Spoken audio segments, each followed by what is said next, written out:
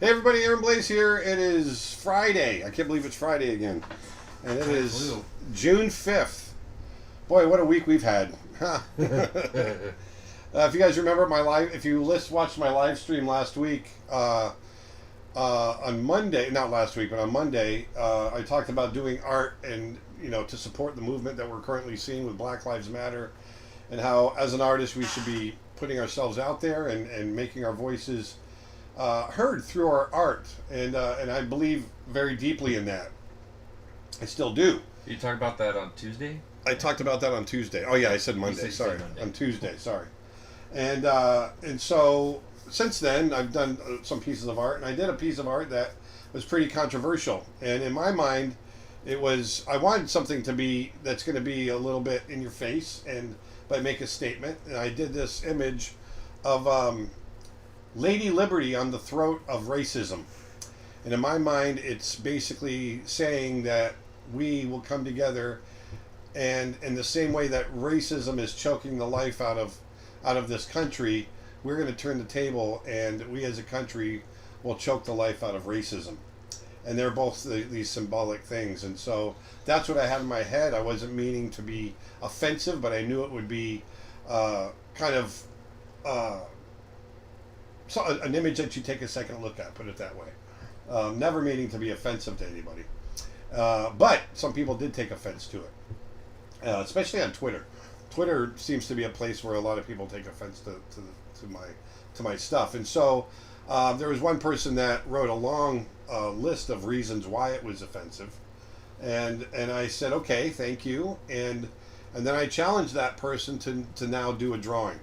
I wasn't trying to be an asshole. I wasn't trying to be confrontational. I just said, thank you very much. Now you do one. Because I really do believe. I saw that this person was a young artist. And I really feel, and not that I'm like the moral police. I don't think of that. But I do feel strongly that we should be doing something. And so I challenged this person to do a drawing. Well, that just opened the floodgates. Holy crap. So then, now all of a sudden, I got a big lecture from a lot of people about how I was being confrontational now, and wasn't listening to their pleas, and I wasn't listening to black artists, and it just kept growing and growing and growing. And I said, no, listen, I wrote back. I said, listen, I really do. I hear what you're saying. But I really do want to see what you would do. I'm challenging you. I said, I've been an animator for 35 years, and I feel like I have something to say. And I see that you're a young animator. I want to see what you have to say. And then it just got even worse again, that I was being, they couldn't believe my tone. It was part of it, and that I was being childish. And I don't know, Twitter's a funny place, because I've gotten a lot of lectures from like 13 and 14-year-old kids on Twitter. Facebook Corey Pender says it accurately, that Twitter is toxic. It is. It really is. It is toxic. And so then I just got frustrated, and I said, okay, now you're just whining, and I just gave up on it. Well, then that really started an avalanche of these really horrible people coming out and just dragging me through the mud, which is fine. I mean, it's Twitter, but I was a chauvinist. I was a racist. I'm a homophobe, supposedly. Yeah. Anything you could think of, that I've become. So it was a little bit depressing, to see that, because knowing who I am and seeing people, you could see the number of people that were following me just dropping off, and several people said, I've followed you for years and years, and now to see you say these horrible things, I don't think I'm never gonna follow you again, and I'm never buying any of your lessons. And I was like, okay. I'm not quite sure what I said. That was super offensive, but if that's their choice. And I do feel like we live in a world right now where I see it from a lot of young people, the 20-somethings that, at the risk of sounding offensive again, that see themselves as these social justice warriors, that it seems like they want to be offended so that they have something to say, Yeah. and they just and I don't know what to say. You know, because I really do think we should have something to say, and I do think when you see injustice in the world, it's your job to get out there and fight it in any way you can. And we as artists, I think, have a tool to do that. And so sometimes I'm going to create artwork that people aren't going to like. What was interesting though too was the artwork that I created. I would say 2/3 of the people responded positively. Not so much on Twitter, but on my other platforms, on Instagram and on Facebook, really responded positively and thought, wow, this is a really hard-hitting image, and a lot of people shared it, including my friends of color. So that was really interesting how many of the people that were offended by it weren't people of color. So I'm not quite sure. It's a weird place to be in. Am I going to shut up and stop doing this stuff? No, I'm not. I'm not going to let that stop me. And I'm sorry that I lost 2,000 followers on Twitter. But it really did. I mean, a lot of other things came up. Rumors of things that have supposedly happened to me in my past, that I've stolen $300,000 from a Kickstarter campaign, which didn't happen. And I want to talk to you about that. I want to open up that's why I decided today, you guys can ask me anything and I'll tell you, because somehow or another, through this journey that I've taken, and wanting to give back and wanting to do good and all this stuff, I don't want to say that too much because it just sounds like I'm trying to build myself up. But somewhere along the way, I've become a villain in the eyes of quite a few people. Not quite a few, but a small percentage. And even though it's a small percentage, it's still it's a tough pill to swallow. And plenty of people have come out and said, Aaron, forget them. It's ridiculous. You know who you are. I do know who I am. We know who you are and everything. But I did feel it was a strong enough response yesterday that from some people out there that I thought it was worth talking about. And so I've posted on Twitter. I said, hey, look, we're doing a question and answer. You can ask me anything. Unfortunately, the people that I really wanted to come on and answer or ask probably aren't there because they hadn't followed me. But, more likely at this point. Right. But I really do. I want to talk about this stuff. I want to talk about, what happens when you post something and people don't like it and they demand that you take it down, but other people do. Do you take it down? Well, I since did take it down, and I did apologize because I felt, okay, let's just start. I'll take the high road, and I'll take it on the chin.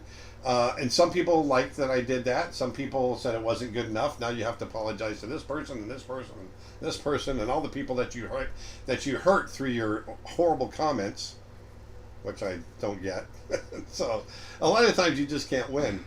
Other stuff, there was a time, there's other stuff that came up, and this one I could see how it would be hurtful, but I'd never meant any harm by it. And I just want to put this one right out on the table, and I'm taking a big risk because it's a sensitive subject. But there was a person. Let me back up. Back when my sister came out to me. She talked to me and told me about her girlfriend and everything. And the first thing that I said to her was, I don't care. I said, I don't care about your sexuality. I don't care. That to me doesn't define who you are. I said, I love you for who you are. You're my sister, and it doesn't matter what your sexuality is. I've never cared about that. I've never, to all my friends that have been in the past that have been gay or lesbian or whatever, I never cared about their sexuality. That's not something that defines our friendship or has any kind of bearing on how I think about you. And so there's a few years ago that someone came out on my Facebook page, and I wrote, I don't care. And I didn't mean it in this passive way, but I got jumped on really quickly, and I really regretted it in the way that I phrased it, and I've since lost. I don't even know where that person is, who it is, but that one did bother me because I never had a chance to explain myself in a way, because like I said, and that time with my sister, that's what it meant to me, is that I don't care. So anyway, that came up yesterday. So there's all these different things. So I'm a homophobe, and I'm a crook, and I'm a thief. I'm a child. I'm all these different things, and so I just wanted, like I said, you guys can ask me anything, and I will answer honestly. And wow, that art piece that you were talking about, yeah, Liberty. Did you ever post that on Instagram? I did post it on Instagram. Since then, in a moment of frustration, I was so frustrated with everything that was happening. I said, "Screw it! I'm not doing any more of this," and I took them all down from all of my social media outlets. So that's why you can't find them, because I just was angry, and I said, you can't win. You try to do good. This is my moment of anger. I tried to do good. I tried to, make a difference in some way, and you just get punched in the face for it. And so I took it all down. Yeah, and specifically on Twitter, a lot of people on Instagram and Facebook have been commenting saying that Twitter is a very toxic place, and a couple of people have even completely just deleted their accounts and just left Twitter entirely because how toxic it is. It is, yeah, it can be, but but it's also, I think it's a place where a lot of good can happen, and but it is a real toxic place for sure. It's definitely a tread very lightly. It's a very thick minefield. Yeah. So anyway, I just want to put it out there.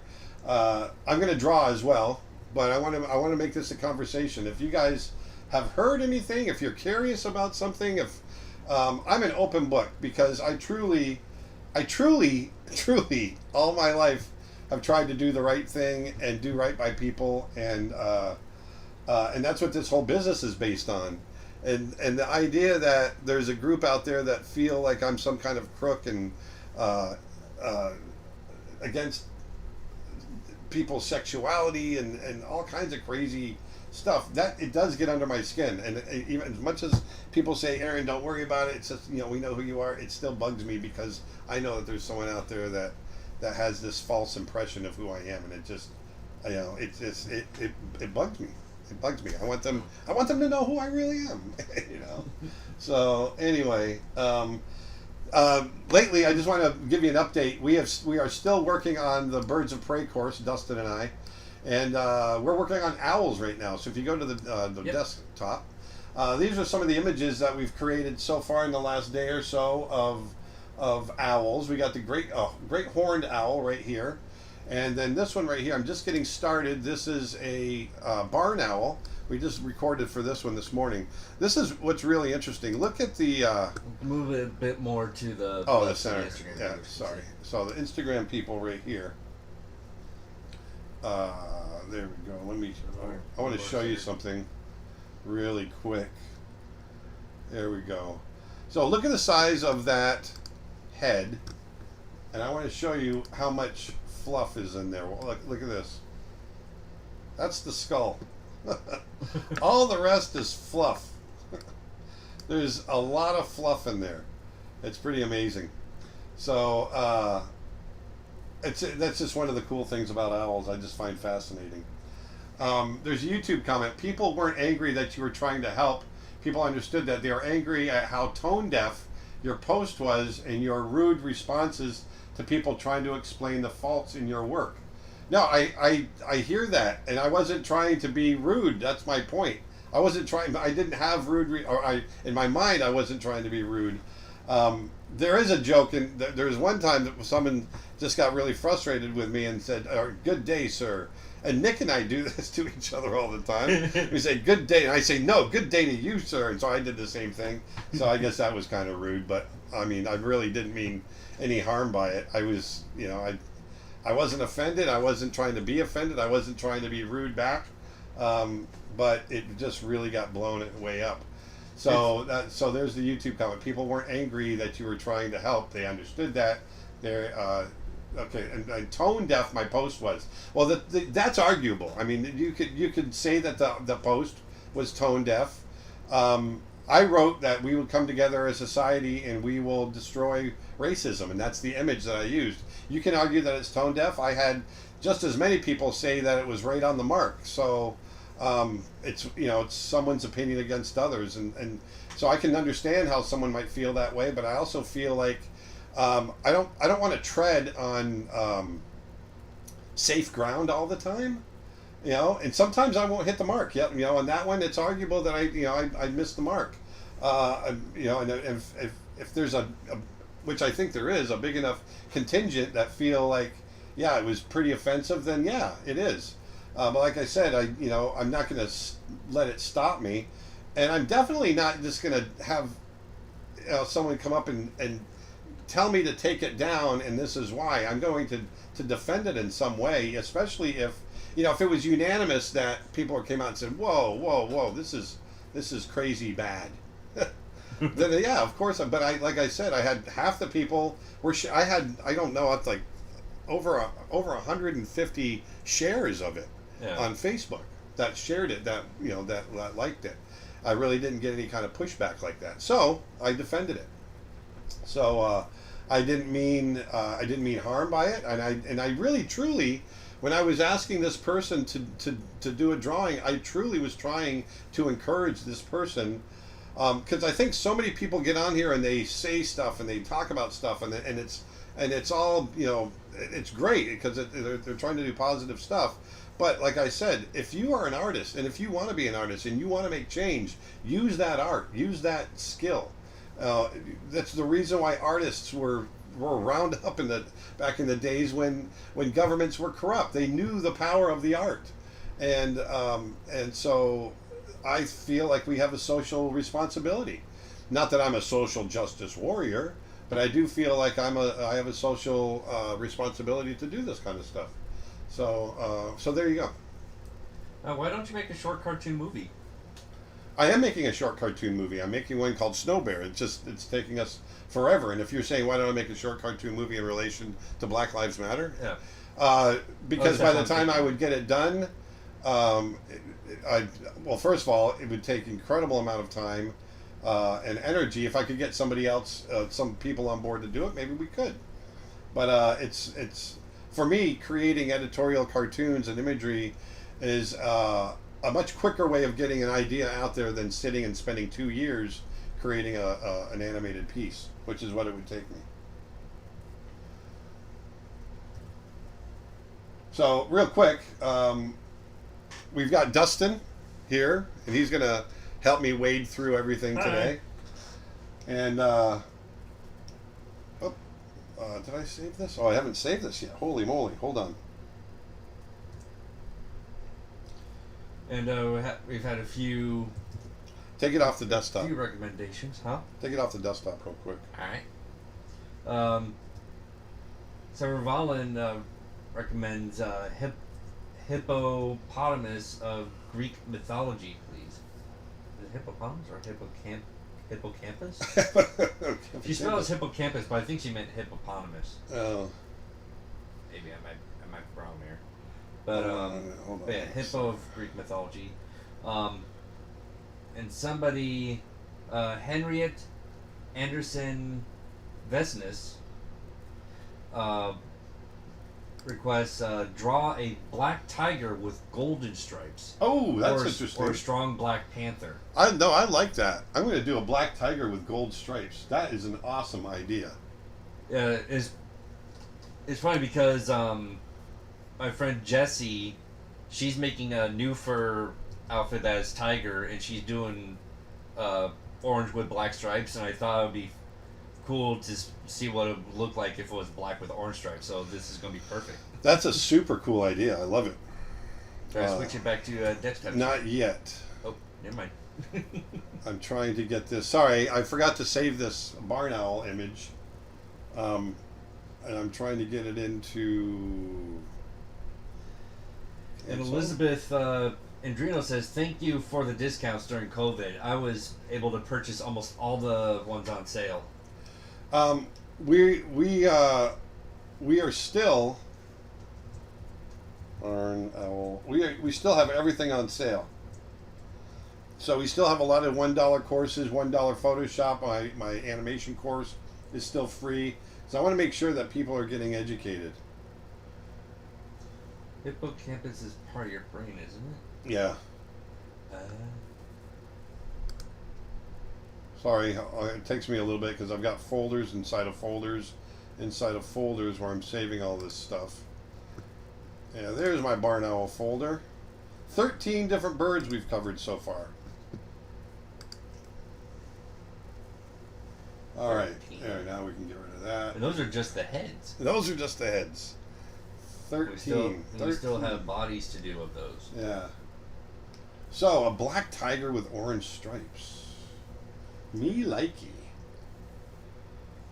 I'm going to pull up some, let's do it vertical. 24 by 18. I'm going to switch it to desktop. Image. A Tasmanian tiger. Are you going to be doing ravens, magpies, and caws? Caw. Yes, at some point I will. Not on this one. And actually, this one I think I bit off too much. I shouldn't have done a whole birds of prey. I should have done a course on owls, a course on hawks, a course on eagles. This thing is taking forever. This is going to be like a 30-hour course. It really is. It's going to be a big one. I think it's going to be my biggest animal drawing course. And I'm only scratching the surface. Like, we're just barely hitting halfway through the course, and the amount of data from the videos that we got so far has already nearly filled up my computer storage. Yeah. Hey, there's my face. That's my texture faces. Nice. Nice. Yeah, because not only is this a huge project, but also it's one of our first projects in 4K. Yeah. So here I've got a whole bunch of reference photos that I've shot of tigers, or me drawing tigers, or Dustin's shot of tigers. And here's one. Oh yeah, those are the ones. This is one that you. Yeah, these are ones that you shot.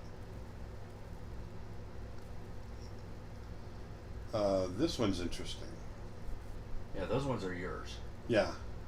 These are ones I've used in the past for other illustrations.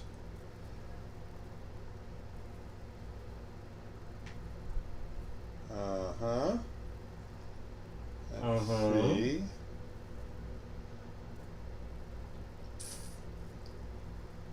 Uh-huh. Uh-huh. Yes.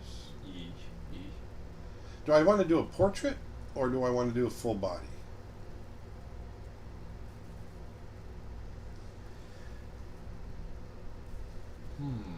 Let's do this. I'm going to do this. I'm going to do this right here. I'm just going to make up a pose, but I'm going to use this for marking. Export. A couple of actually, a lot of people are suggesting a full body. Yeah, that's what I'm going to do. Doing the full body. Doing the full body, baby. Here it comes, baby. All right. Have you heard of the female elephant killed pregnant yet? I showed him that. Yeah, it's I couldn't look at it, so don't show it to me again. No.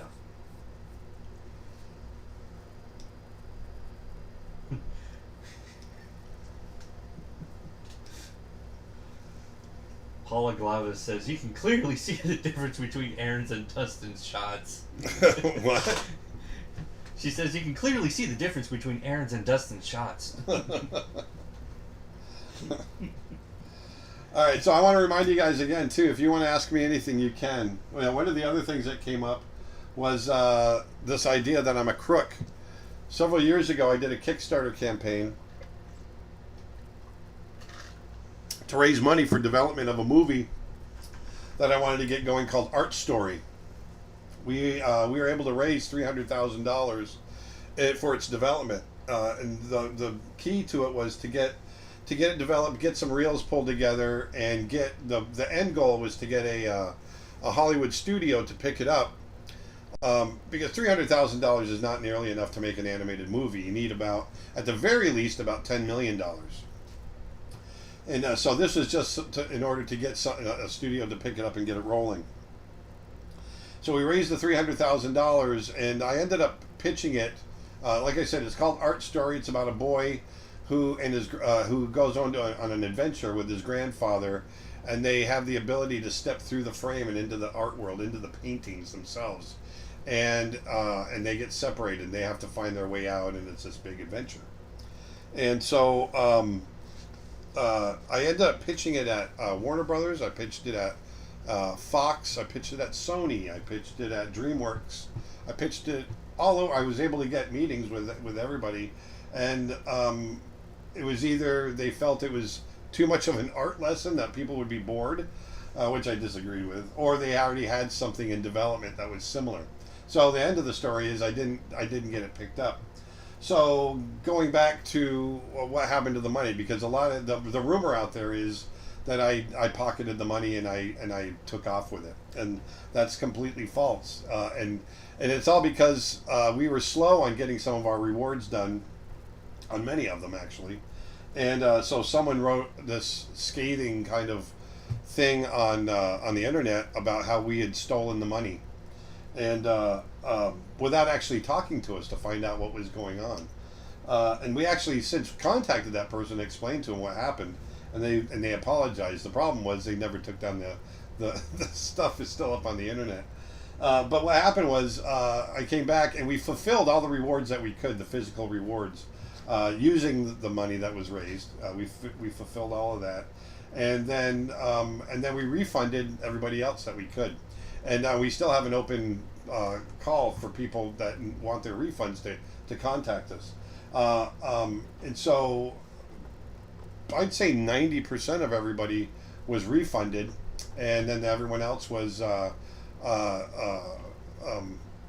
they got their rewards. And that took quite a while. It took about 2 years to get through all of that. And we're still, as far as Art Story goes, I still want to get it going. And so it's still an active, well, it's not active, but it's still a piece of film that we have in our repertoire that a lot of the studios know we have, and we've had some interest in it, but it's just it hasn't gotten off the ground. And so that's where that was. And so, matter of fact, we haven't had anybody that actually donated to us call us and complain. It's all people that saw this on the internet that I was a crook and that I stole $300,000, which is really crazy when you think about it. How did I steal $300,000 and I'm still sitting here? And I don't know, it's just crazy. And I would never do that, obviously. And but anyway, so that came up yesterday as well. That someone even just wrote, "Where's the $300,000, Aaron?" Well, it's refunded. That's where it is. It got refunded. We gave it back. So anyway, there you go. YouTube comment. I genuinely don't think you had ill intentions, but there are better ways to respond to people, especially online. A public apology for misunderstanding and the rude responses will go a long way. Good day. I did. That's what I did publicly apologize. I apologized online, and I'll apologize now. I'm sorry. I'm sorry that the responses were taken rudely. They truly weren't. They weren't meant to be rude. I would never do that. But there you go. Like I said, I ended up taking it down and apologized. But then that wasn't good enough, so I had to apologize to every individual that I was rude to.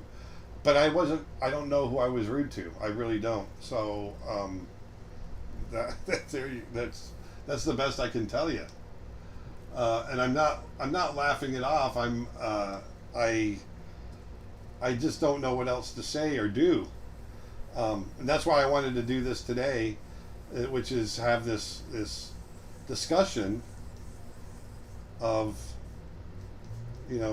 what happens on social media sometimes and what my intent was. And I want to talk about,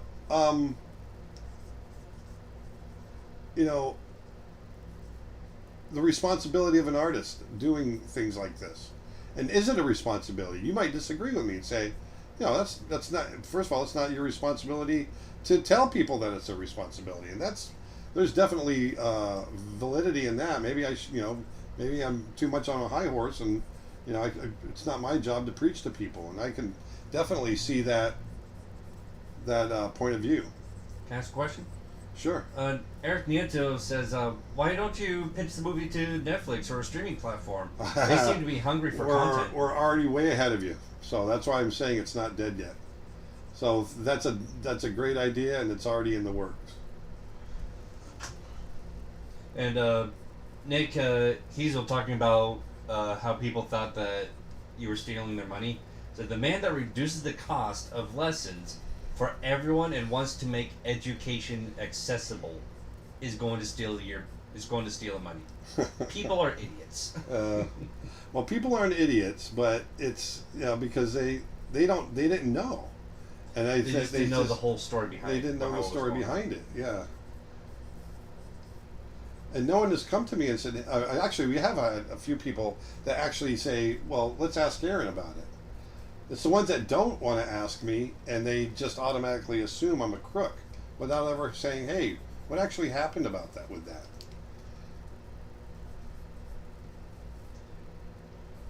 And Sam Paleoart, the person that talks all about the dinosaur.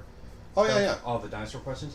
Says, "Hey Aaron, yesterday was my 16th birthday, and I'm hoping to get your Procreate course. And also, I was really sad that I missed your dinosaur drawing." Oh, well, it was more of a cartoon drawing. Happy belated birthday! Yeah, happy birthday.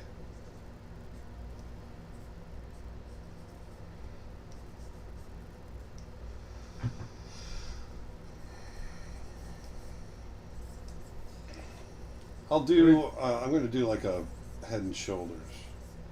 Ever thought of doing a course on gorillas? Yes, I've gotten that request so many times, and so there you go. Yes, I will. I got Twitter comment. Thanks. I'm glad we got Twitter. Thank you so much for addressing the Kickstarter issue. I happened to actually read the post made about Art Story being a scam and fully believed it. It's good to know the reality of it. Well, and I'm glad you made that comment. I'm glad you commented, person. I'm sorry I don't know who you are, because I feel, there's people really. Everyone always says, "Hey, do your research," especially with all the, the conspiracy theories and everything else. Yeah, do your research, blah blah blah. But people really don't. They don't. No one's ever.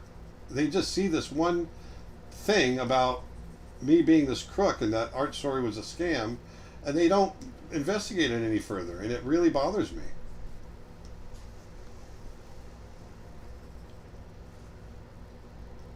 And people read with the voices in their heads. If they are in a bad mood, they will take it bad.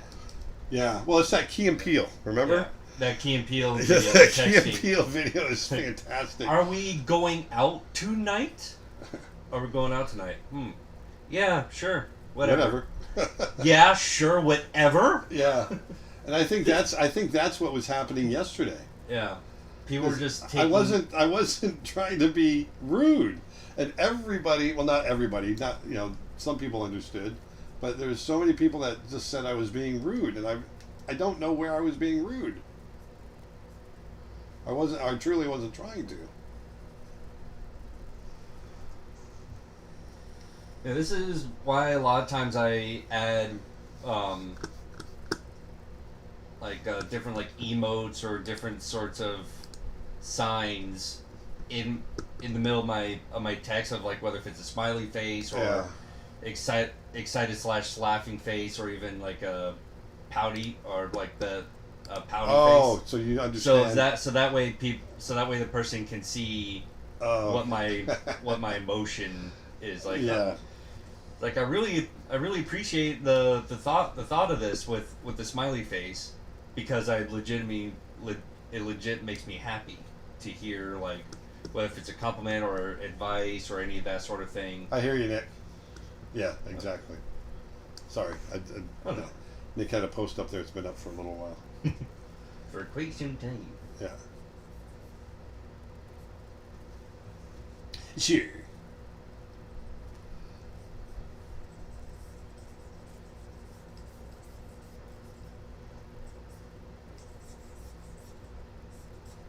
Oh, Leonardo Tom is asking me the art that you were showing. What do you think of it? I like it. I definitely like it.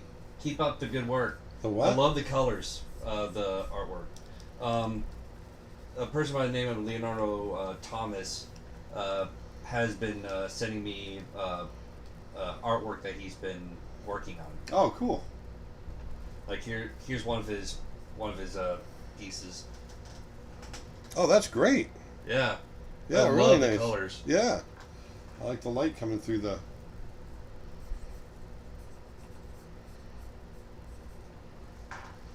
There. Yeah, here's... I want him to be really angular. I mean, look at these flowers that he did. Wow. Wow. Wow. Wow. Yeah, beautiful work. I love the color, the coloring, the saturation of it all. Twitch comment regarding the movie. Have you thought about doing it in an online comic version first to try to get a following around it? Good day, sir. Good day, sir. He's starting that trend. Good day, sir. And you know what? I sometimes I'll mess with people online, and this wasn't the case yesterday, but it's just who I am, and so you just got to take me with a grain of salt because I don't take a lot of stuff seriously, so sometimes I'll mess with people, and like I said, that wasn't the case yesterday, but I do like to get people's goat sometimes. Yeah, I think it's just people just need to understand your sense of humor. Yeah. I think people get way too serious too quick. But yesterday, I truly wasn't trying to be a smartass. But is it a smug tiger or a proud tiger? oh well, it's to me it was more smug. Smug. Or we could do let's play with expression, shall we? Is there any courses of yours about learning digital art? I have got an entire course on painting digitally in Photoshop. And I've got an entire course on painting digitally in Procreate. Don't like that. Wait, you're on Twitch? Yeah. Yes, we are on Twitch. We are streaming on multiple platforms at once right now.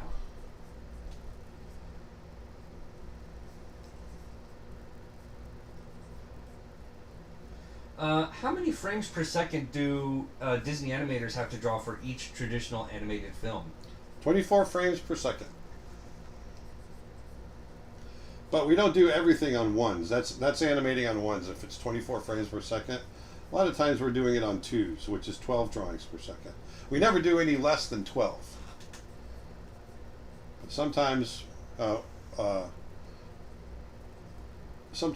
it doesn't require 24, so you can get away with doing less. Aaron and Dustin, have you guys ever drawn or seen a fennec fox? I have seen a fennec fox, but I don't think I've ever drawn one. No. Fennec fox? Fennec fox are the big ears. I think that's. I think that's the fennec fox. How do you spell it? Yes, Nick is saying, and this is true, the tone of your voice is very hard to get across in written form. One of our friends, Steve, takes almost everything as a negative when he sees it written out. He just assumes everyone is passive aggressive. It's true. Once again, it goes back to Key and Peele. That Key and Peele skit is exactly that. Yeah. Oh, that's a fennec fox. Is that the big ears? Yeah, it's it's a bat ear. It's like a bat-eared fox. As I yeah, it's kind of like that little the little fox in that could Zootopia. Yeah. Yeah, I've never seen one, but I'd love to take a photo. Take photos of one.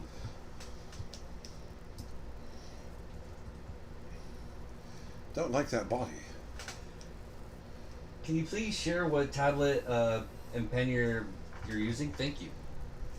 He is currently using. It is on the screen right there. It is a 32-inch Wacom Cintiq Pro. using Photoshop. Sure. Sure. 32-inch Wacom Cintiq Pro.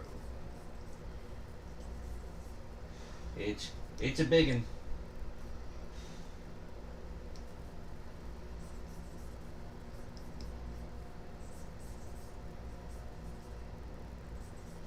Have you ever drawn a camel?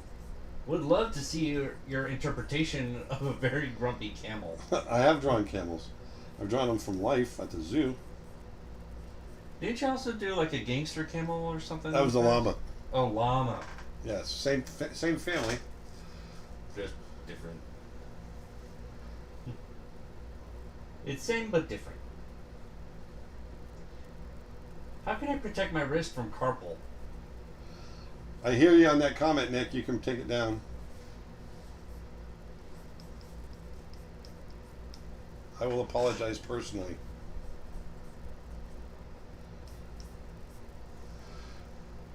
Not a question. Whoops. Oh, I lost it. I was gonna answer it, but then it's gone. Not a question. I was talking about your other one, Nick. There you go. I didn't know if it was taking up space or not, because I didn't know if you knew that I saw it. How can I protect my wrist from carpal? Draw from the shoulder. That's what I do. There we go. Now I'm getting some shapes that I like. How do I get out of my comfort zone without getting destroyed in the process? I don't know what that means. Like, with how do you get Oh, out of your Nick comfort says the zone oldest. without... Okay, I got you. Sorry, Nick. I wasn't trying to be jerky. I just was trying to let you know. So go ahead. Good day, sir. Good day, sir. How do we get out? I think he's asking like, how do you get out of your comfort zone without without pushing too hard, or how do you get out of your comfort zone? Yeah, how do you push out of your comfort zone? Like, what's the best way to go out there? Well, out of the comfort zone. You got if you're not making mistakes, then you're not out of your comfort zone. As soon as you start making mistakes, as soon as you start doing crappy artwork, because that's what it's going to take. When I get out of my comfort zone, I do really bad art because I'm not in the comfort area anymore, and so it takes taking those risks in order to do that.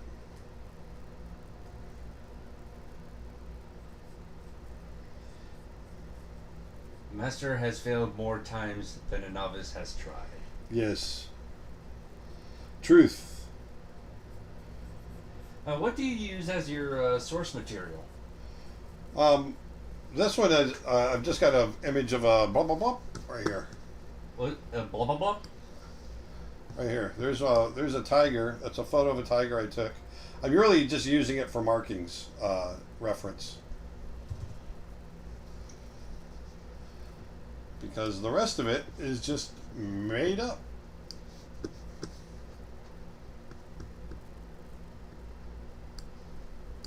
What was your first job at Disney? My first job at Disney was I was an assistant animator, meaning I wasn't animating.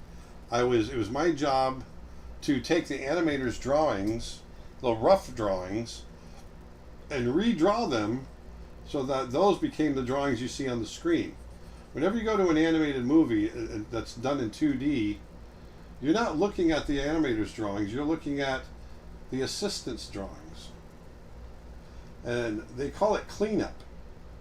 And a lot of people that do the job get a little bit offended by that because so many people think it's, like taking out the trash. Which is an honorable job, by the way. But it's not.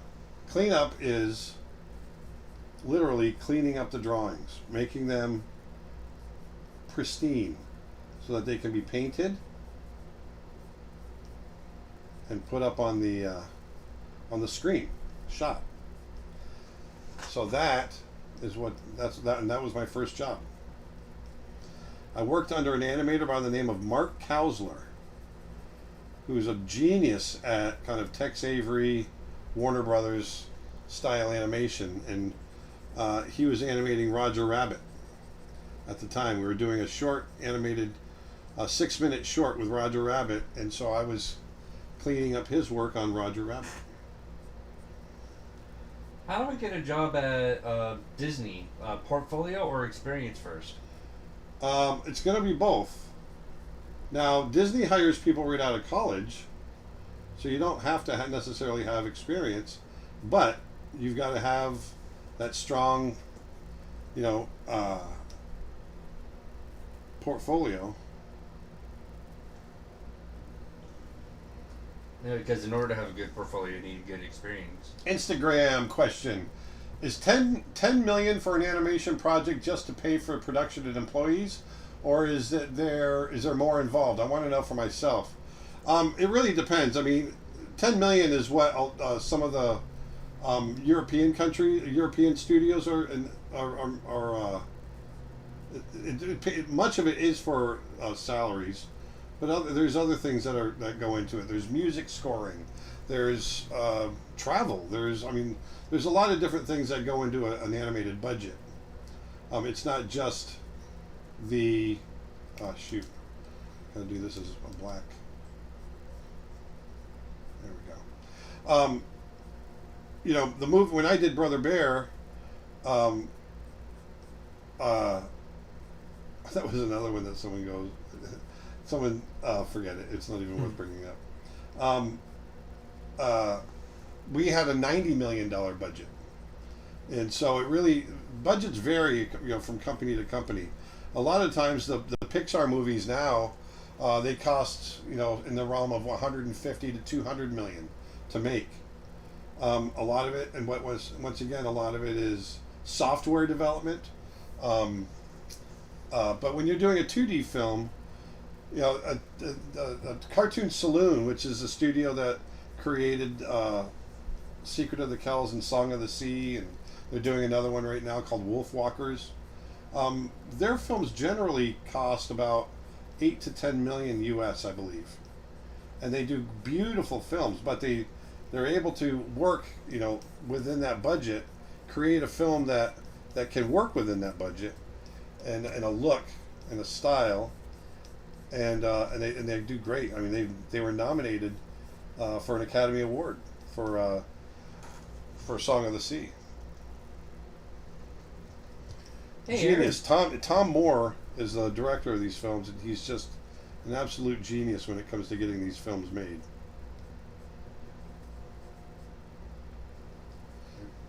Yeah, sorry, go ahead, Dustin. Hey, Aaron. Hey, how's it going, E? How's it going, E? Can you explain what it was like working in the Disney animation studio, and also what studios out there today are still hiring for traditional animation?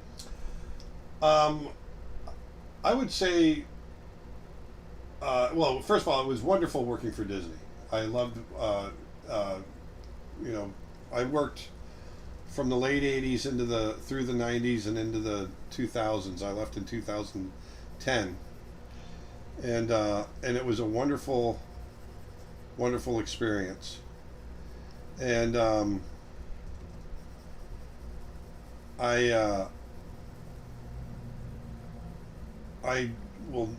have nothing but great things to say about it. A lot of people, they diss working for big companies and corporations and things like that, and they like to, it's easy to bag on the big guy, the big corporate giant. But I've got nothing but great things to say about how they ran their animation division, and when I was there, I loved it. And then what was the other question? Are there any studios that are still hiring traditional? Yeah, Netflix is still doing traditional work. Now they hire out to other studios. Sergio Pablos' studio is still 2D. Cartoon Saloon in Ireland is 2D. So yes, there's still a lot of studios out there that are hiring 2D. Oh, and Art Story, by the way, talking about film budgets, Art Story, because every time we go into a new painting, we'd have to come up with new art direction and everything. We did an estimate. We figured Art Story would have cost about 80 to 100 million to make in the style that we wanted to make it, and so that's why we were going to big studios in order to make it. So that's why the 300,000 is just a drop in the bucket. And it was us trying to get a pitch packet together, and which we did, and get it pitched to the studios. YouTube comment. Well, as a person of color, I have to say I think that you are awesome. You are kind and compassionate and generous. Thank you. Oh, I appreciate it. Thank you. Have you always drawn from the shoulder, or did you have to learn it, or did you have to learn to do this? I'm trying to transition from using my wrist to shoulder, and it's hard, but I'm seeing a difference, especially when drawing a circle to build a character's head around. Yeah, when you'll find that drawing a circle is a little easier, and yeah, it is something I had to kind of work towards, and I still do a combination of the two. I don't work purely from the shoulder.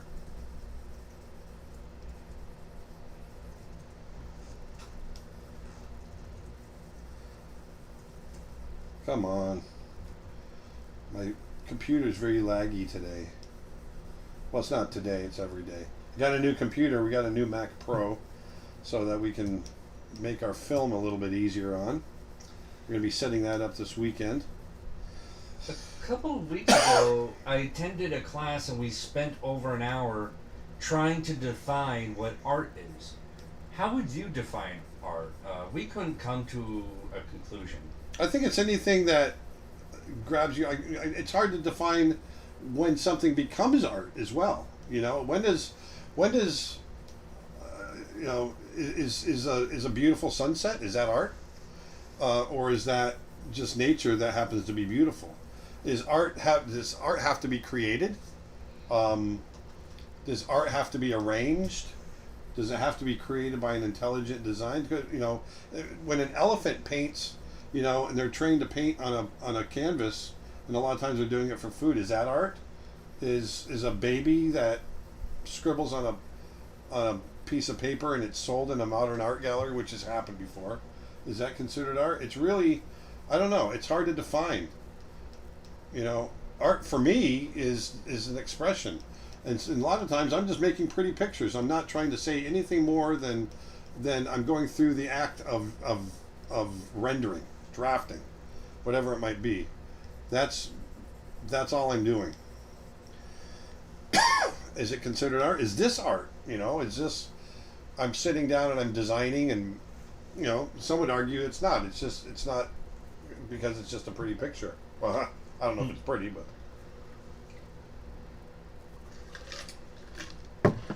but yeah, it's hard. I don't know. We've had that discussion as well. It's a hard one. It's a hard one to define. Do you have a portfolio? YouTube question. Do you have a portfolio class, like how to build? General guidelines on how to make best choices on work and add how large it should be. Nick adds, maybe you and I should do one together since we have reviewed so many. I agree, Nick. We should do one. We might do that as a course because there's a big need for it. I get a lot of questions about it. Nick used to teach portfolio class at Ringling, and I was on the review board at Disney for 20 years, or 17 years, I should say. And so I've looked at thousands of portfolios, and it really comes down to putting just your best in, putting the best of that best up front, putting in work that engages, and depending on what the job is that you're interviewing for, making sure that you're putting the right work in for that. So, in other words, if you're, you know, interviewing for modeling, you're not going to put a bunch of drawings in. You want to put models in, right? So it's that sort of thing. YouTube question, Aaron, we want to buy that brush you color with right now. I know, I'm sorry, it's my friend's brush, and I've put together texture brushes, and I've got some that work pretty well, that I think work really well, but there's something about this brush that I just can't seem to duplicate, and I'm going to keep working on it, and when I get one that works, I'm going to make it available. Is that a new MacBook Pro or iMac you recently have? Or it's the new Mac Pro. It's a big giant cheese grater. It's the big Mac Daddy. Boom. Yeah, the one that you're currently working on though, is the older cylinder. It's the looking cylinder, Mac, yeah. Mac Pro. Mac Pro, correct. Mac, not Mac. Mac. Yogurting on YouTube asks, any chance we can have a food drawing or painting in the future? Love your work. Thanks for everything. Thank you. It's nice to have people say positive, nice things. Sure. I haven't thought about a food painting. I remember we made that video of artists like making pasta, but never really actually drew the pasta. Yeah. I forgot about that video. Right? Right. That was like back way when I was first starting into all the camera stuff. Yeah. Right. And Josie Hope says, I just ordered my computer parts. New computer weekend. Yes. We're putting mine together this weekend. Yep, and I got my custom laptop on the way. Should be arriving in a few weeks. So excited for that. All right, I'm going to canvas image size. I'm going to drop this down in size. Make it 200. Have you guys considered switching to Windows? I know. have been trying so hard. Cause I'm all PC, but Dad's all Mac. Yeah. Nick and I both are Mac. Yeah, both. Yeah, I'm the only. Am I the only PC guy in the crew? Oh yeah. Oh yeah. Oh yeah. Oh yeah, sure. Oh yeah, sure. Instagram question: is it possible without learning anatomy to become a character designer? Not a very good one. You really do need to learn your anatomy to be a good character designer. You need, when you're exaggerating, you want to know what it is that you are exaggerating. And sure, you can do really broad stuff, but and it would pass off okay. You can do stuff like SpongeBob and all that, but it's so much better when you understand the anatomy of what it is that you're creating, because then it really it plants a foot in believability is what it does, and that's important. You want your characters and the worlds that you create to be believable. Whoa, what was that all about? And understanding anatomy for a character designer is that it's what's going to help you plant a seed in a believable world. Do both of you remember the very first Disney movie you ever watched? Mine, I was never a huge Disney fan. I mean, I love Disney like any other kid, but but the first one I think I saw it in the theater, I think with my grandfather, was Robin Hood. I saw it when it came out back in 1973. I definitely saw The Rescuers in 1977. I remember going to the theater to see that one. I don't remember what my first. I grew up. You grew up at Disney, so I mean, Dustin had a unique childhood in that while we were making the movies, he was coming to the studio. Yeah. And we had pretty much every Disney movie on video cassette. See, when I was a kid, when I was young, we didn't have video cassettes and all that stuff. I remember walking through when you guys were still in the trailers. It was like all that single floor, all interlinked cabins and trailers. Yeah. And it was there, if I recall, you guys were working on Mulan. Mulan. Because that's my earliest memory of going into Disney was when you guys were working on Mulan, and then I remember the whole process of you guys working on Brother Bear. Yeah, we Mulan I started I think in 1995, so you would have been 5 years old. I think was my first movie Aladdin, or was it? Aladdin came out in 92. 92. You were born in 90. Yeah. But I can't remember the earliest Disney movie I can recall. But I mean, you were watching Disney movies on TV. I mean, we watched when I was little. Yeah, I mean, every single day. I Austin and I truly were Disney kids. Oh yeah. How was the protest, Dustin? Saw the photos you took yesterday. Thank you very much. We went to the protest Tuesday, in downtown. That happened at 6:30. It was right after work. So Austin and I and Chad, the three of us went there, and I took photos. And I never felt so comfortable in that large of a crowd. Yeah.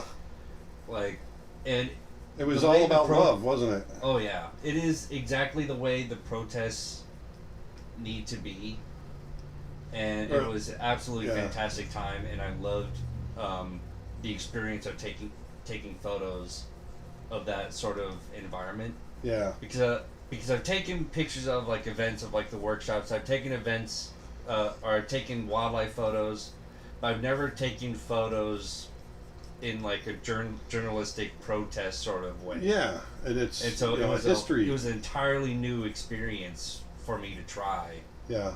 And I absolutely loved the experience. I couldn't have had a better experience than that protest. Like all the cops were all the police officers, the sheriffs were on our side. They didn't come out in assault cars or riot gear or anything of that sort. They came out on their patrol bikes. Yeah. And in their cop cars, but they were guiding traffic. You know, they were not aggressive. They shook hands, they hugged, they were on our side, and that's what we need in this country right now. I just wish other places experienced that. Turned out the same way as this does. But yeah. YouTube question. Yeah. Next time, can you draw an elephant? Yes, sure. I can draw an elephant. Elephant. Man, I'm pretty. Did you just interpret that comment's tone? I interpreted the tone.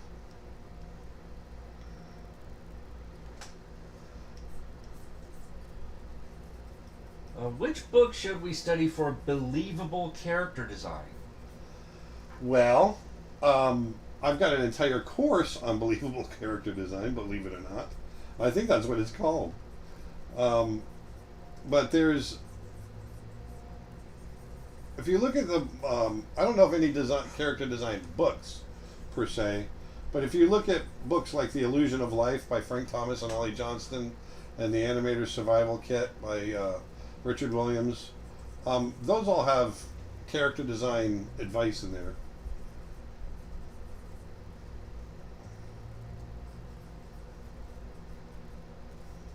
Are you using any reference or just winging it? I'm just winging it. I do have reference of the tiger for markings. You animated Yao from the Gang of Three in Mulan. Who was in charge of the other two? Bruce Johnson. Bruce Johnson animated Chen Po and Ling. And I animated Yao, and then I also animated the ghosts. All of the ancestral ghosts.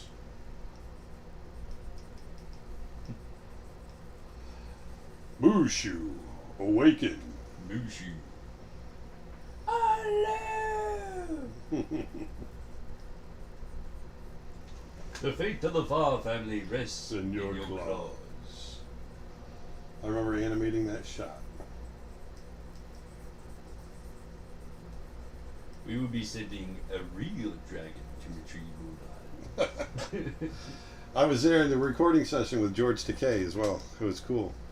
I always talk about that story of you meeting Takei. Yeah, Mr. Takei. Mr. Takei. Yeah, I said, it's nice to meet you, Mr. Takei. And he goes, actually, it's Takei. Rhymes with okay. The name's Takei. Rhymes with okay. It rhymes with okay. He was super nice. Super cool dude. Do you recommend that big of a Cintiq? If you can afford it and you use it every day, I do recommend this big of a Cintiq. For me, bigger is better. You know, when it comes to for the art, because I like to draw big. I don't like to draw small. So yes, I do recommend it if you can swing it. They're not cheap, but I use mine every day. It's part of my job, so it paid for itself the first week I had it. Which is the best exercise that helps you to learn anatomy? It's really just drawing from life, looking at books, all kinds of different things. And the internet's an amazing thing now as far as getting anatomy reference. So any number of things. But really drawing from life is probably the number one thing. When it comes to the whole size of the Cintiq, I've used the 24-inch Cintiq, and that fits in my personal style a lot better. Like I think 24 to me personally is just the right size. Oh yeah. So I'm gonna do this. YouTube question. I can tell when somebody really has good draftsmanship and line quality, but aside from confidence, what are the aspects that make good lines draftsmanship in your opinion? It's lines that mean something. Lines that when they're put down, they mean something. They're not just a scribble. That to me is what a good draftsmanship is. You can have some searching lines in there, that's fine. But to me, it's, I'm going to put this up here. There we go. It's those lines that go down and add up to something. what character did you animate in Pocahontas? I animated Pocahontas. Yes, she was a tough one, Mr. Grinch. You really are a hero. She was really tough to animate. Glenn Keane was the supervising animator. I was on his team with him, and it was tough. As a beginner animator myself, do you have any advice on what to prioritize or practice most?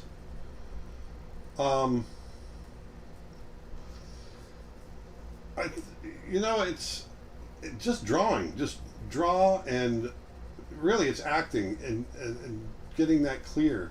So practice as much of the acting as you can. Truly.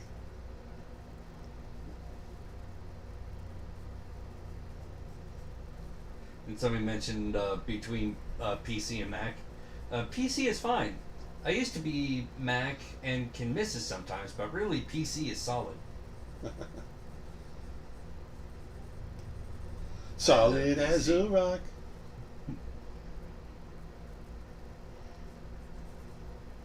So I'm digging this orange stripe idea. I've never even thought of this. This is cool. I dig it. Yeah, Kendra Wilfer says, her hair was a completely separate character. It really was. And the movie was in the style of the animation.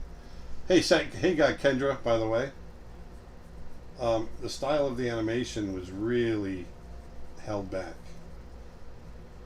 So it wasn't very broad at all.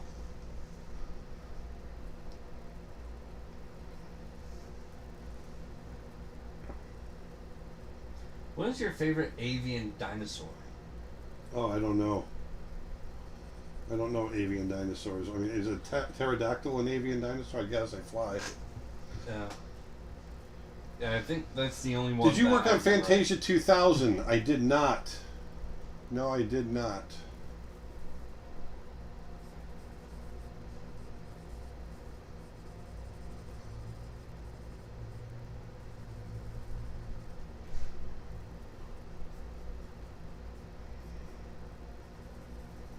Was the script for Shadow Bear finished before the project changed to Brother Bear? Will we ever see that? Well, Shadow Bear never had a script. We got as far as a treatment, and no, we'll never see that. It was Shadow Bear. we never really got anywhere with it because we realized really quickly that it was going to be tough to keep one of the bears in shadow for the entire movie without it being odd.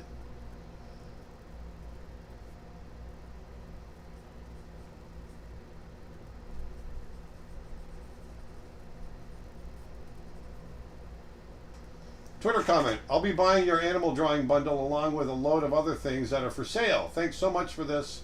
This will all come in so handy. Thank you. Remember, you guys can ask me anything. Anything you want. Of course, like I said, I think all the people that I wanted to ask me stuff are gone. Oh well, that's life, I guess. Hi, Aaron. Hello. Hello. Is your university major, was this something related to art, or is this just a hobby and you improve it?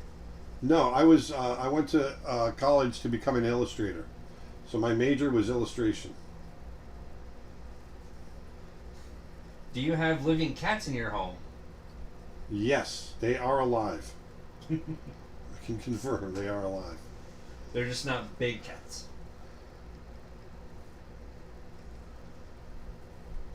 How long did it take you to feel comfortable drawing without a reference? I don't know. I've always drawn without reference when I just wanted to draw. When it comes to animals, probably just in the last 10 years.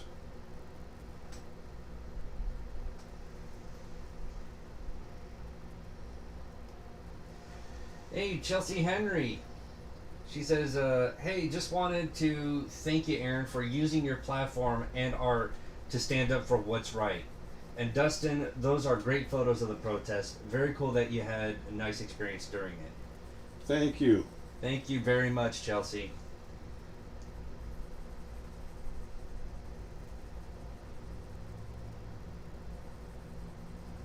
Do you know Jim Shore? He created Disney figurines. Have you seen some of them? No. I mean, yeah, I've seen him, but I don't know him. So you've seen the figures, you just haven't met him in person. Correct. Gotcha. Oh, this is cool. I'm digging this tigre. I'm unmotivated all the time. How do you find motivation and not get lazy? You just got to stop being lazy. Get off your butt and draw. You just gotta do it. Get off your butt.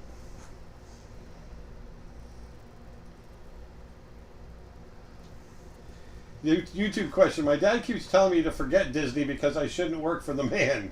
What else can I do with my art so that I'm not working for whoever the man is? I need ideas. Well, I'll tell you what. I never developed more as an artist than when I worked for the man. And also, I think there's a lot of... Your dad sounds cool. But he's a little bit wrong about Disney. Disney is a great place to go in and learn and to become a part of a crew. I was there 21 years and I loved every minute of it. And plus, there's a slim chance where even if you go to another studio, it might be owned by Disney, in which you'll be working with for the man. The man. I mean, It's awesome. Doesn't Disney own like Blue Sky and Yes. Pixar and... Yes. Rodney Bills claims that he believes that Glenn Keane was showing off when animating Silver cooking in Treasure Planet. Would you agree? No. I don't think he was showing off. I think, first of all, Glenn, he's just that good. he's just that good. Oh, that was Glenn Keane's? Yeah. I forgot that Glenn Keane did Treasure Planet. Yeah, he animated Silver. Oh, wow. Away. Yeah, Silver is one of my favorite characters in that. I wonder if we movie. should do White. How are you dealing with the pandemic? Drawing more than usual? Yes. That's exactly what's going on. You think he needs a white beard? A white beard. And white on the... Let me see. I put it on another level. And white up here. There's something interesting about that. I wonder if you just do like small strands of small strands of gray, like almost like just like slight salting to the. Yeah, I agree. So he's not entirely, so he's not really old, but like just aged just right. Yeah. Shoot. Hold on. Bang. Where was I? I'm on here. How old are you? How old am I? I'm 52. I'm old. 52 years young, baby. If you ask the people on Twitter, I'm about 2 years old. Because I acted like it, I guess.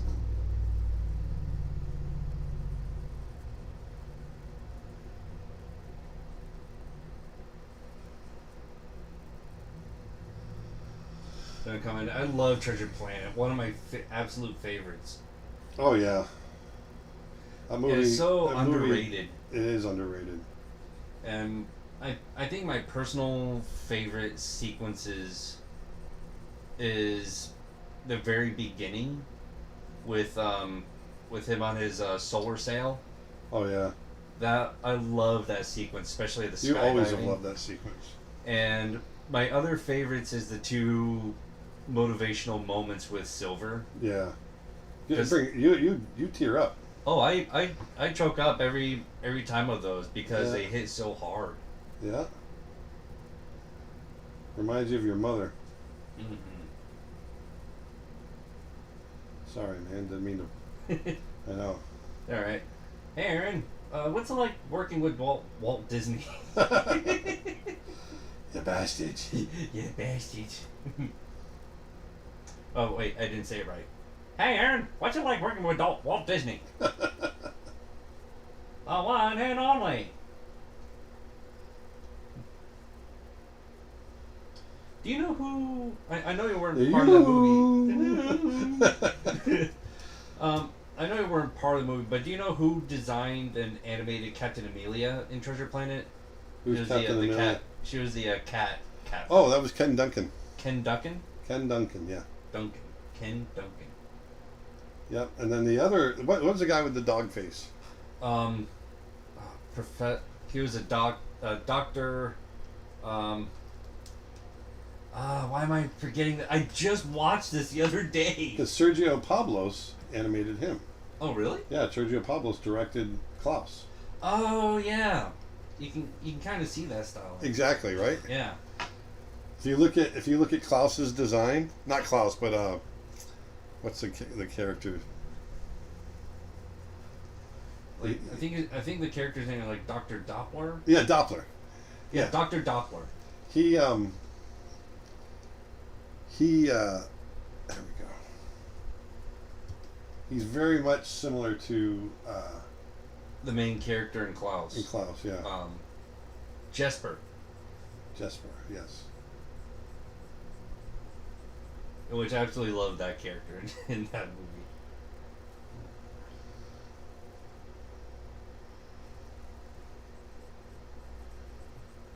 I'm just going to put in here what is clearly a head in this package. Why am I putting this? I'm holding a head.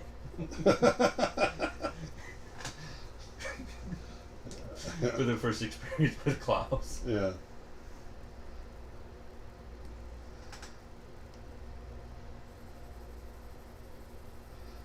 I'm holding a head. I just love how just seamless, like he's talking those kinds of moments.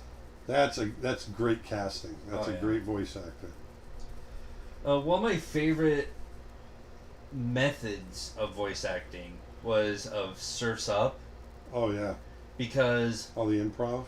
Yeah, well, not only improv, but a lot of it, the actors were in the same room because normally voice acting, each actor comes in one at a time and voice their parts. That's right. That's and exactly you hope, right. and the editor hopes that they sound similar enough to fit in the scene. Well, we make sure that they do fit. Yeah. Meanwhile, in Surf's Up, they're in the same room together, so that's why they have like that similar kind of Yeah. tone with each other, and they sound like they're in the in the room because they're in the room. Yes. Is that someone asked? Is that the pastel sea brush? It is. But that style of that's how we recorded Rotten Took, and it really helps. You know, recording them that way. Mm-hmm.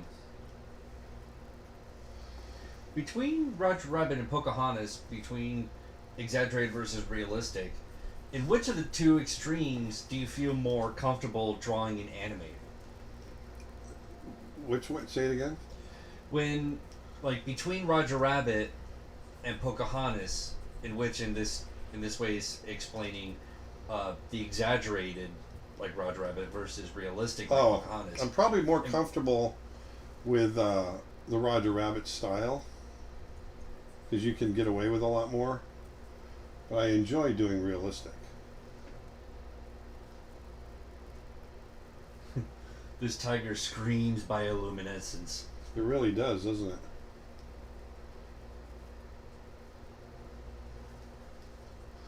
Nick asks, one critique we got was that your BLM posts were performative and or self-promoting. Do you want to care to address that? Yeah, I don't know what that means, that I was self-promoting. I don't know what that means, because, like I said, I feel like we all should put something out there if we got something to say, so I'd put it out there. I don't know how I was... I mean, I'm posting it on my Twitter account, so maybe that's self-promoting, but it was never my intent to be self-promoting, that's for sure. Yeah, I'm not quite sure, because, you know, if you're silent, you're wrong. If you come out with a voice, you're wrong. It's really, on Twitter, it's hard to win. It's hard to be right, you know, because I'm going to follow my beliefs. That I'm always going to do. And if you don't agree with me, that's fine. But I feel like I've got a voice, and therefore I'm going to use it.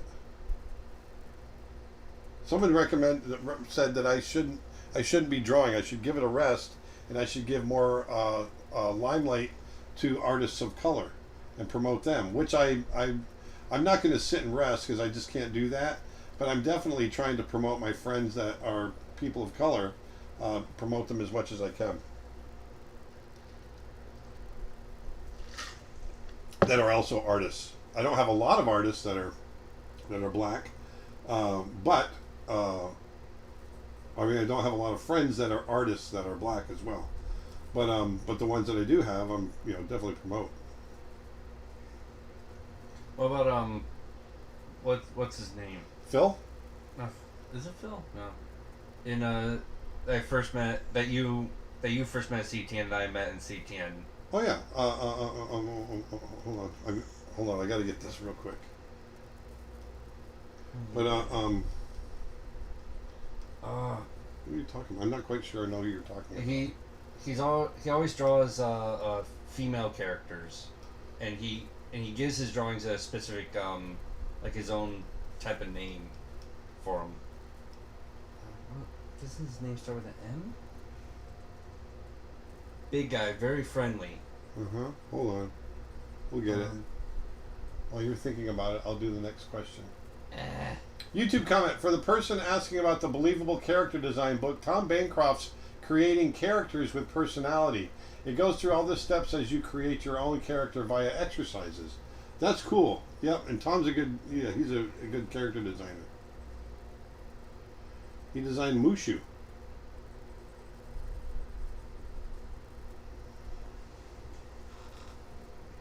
Mel Milton. Oh, Mel Milton. Yeah, I'm sorry. I was completely drawing a blank. Of course, Mel. Yeah, Mel is one of the coolest guys out there. He is. Super cool. Yeah, thank you, An everybody, amazing for, artist. Yeah, even V knows it's Mel. Now I feel like a jerk for getting his name. I forget names so quickly, so easily. It is sad. Sad. Sad. So sad. You're a sad, strange little man. It's a sad, Yeah, sad maybe. situation. I make soft lines using pastel. Have you ever met David Coleman? I hired David Coleman. I hired. Well, sorry, I have a question over here. I hired him for our project, one of our projects when I was working at Disney, and we have since become really good friends. And David is actually going to be doing a course for us on creature art teacher. Yeah, this tiger has a very Egyptian vibe to it, Oh yeah. and I like it. How do you make soft lines using pastel C without texture? Without texture. How do I make soft lines of pastel C without texture? Without the texture, you'd have to go up into your. You have to turn texture off. There it is. That took a little bit. I turned the texture. Go into your brush settings and turn the texture off there.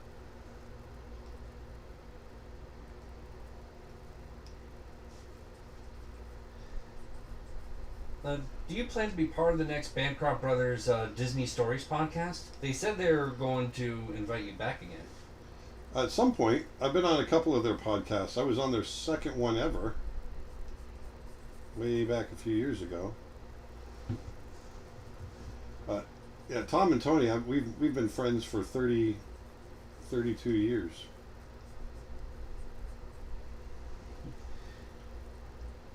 Can you make a background with a galaxy behind him or a starry night? Starry, starry night, blue moon.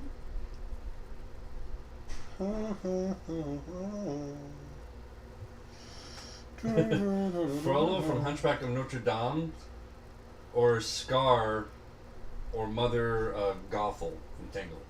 Who of these three would you hire as a babysitter? That's a weird question.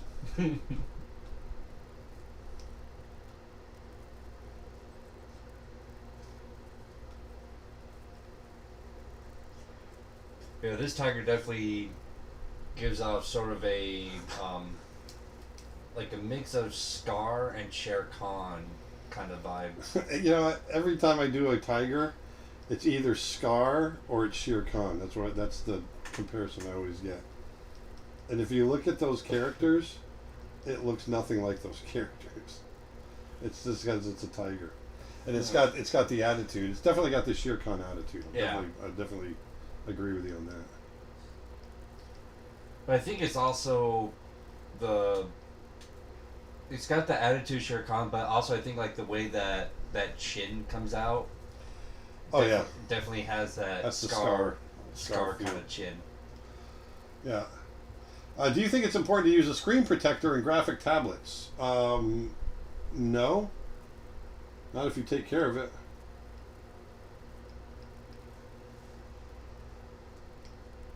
What's the names of your cats at home? Kit Kat and Ruby.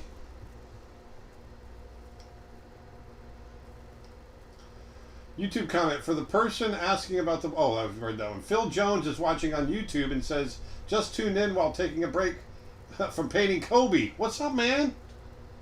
Hey, Phil. Talking about my artist friends of color.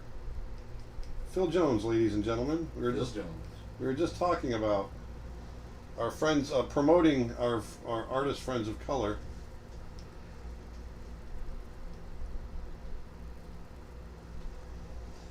Hi, Aaron. Speaking of black artists, have you worked with animators like Ron Husband or Bruce Smith? Yes, both of them. Yep, very well. I know them both very well.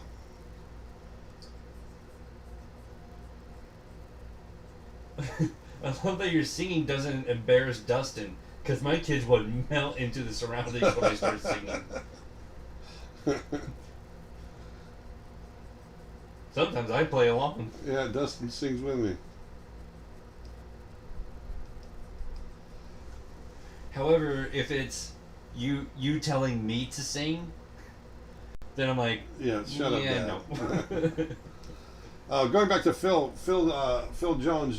Phil did a Jones. Hey, Jones. Hey, Jones. No, Phil did a really powerful image that he posted last night. If you guys are interested in seeing it, go over to his Facebook page. It's Phil Jones, and check it out. It was a really strong image he created. This tiger reminds me of the giant sand tiger in Aladdin. Oh yeah, I can see The that. Cave of Wonders. The Cave of Wonders. No, do it. Diamond in the rough. You do perfect. Actually, did anyone hear that? Do that again, because I don't know if they heard that well enough. The diamond in the rough. That's perfect. Oh, messes with your vocals.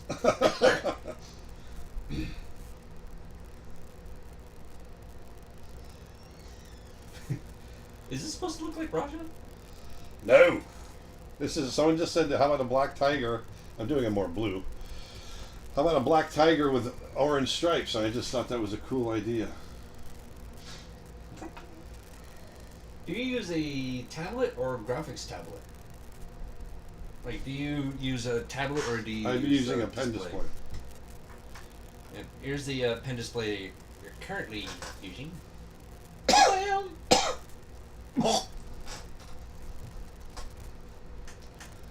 Starry, starry night. Starry, starry night. If I had a cat called Ruby, I would call all the time singing Kaiser Chiefs song. Ruby, Ruby, Ruby, Ruby. I don't know the I call her Kaiser Chiefs Roobster. song, but have you ever drawn a liger? I've drawn a liger from life before. So yes.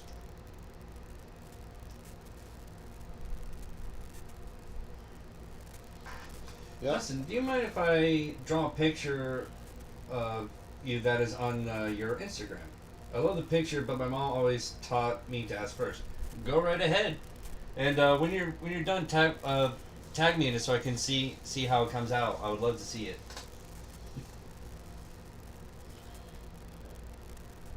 Listen, bro, what's your Insta ID? You can find me at Dustin_Blaise. Blazinski. Lazinski.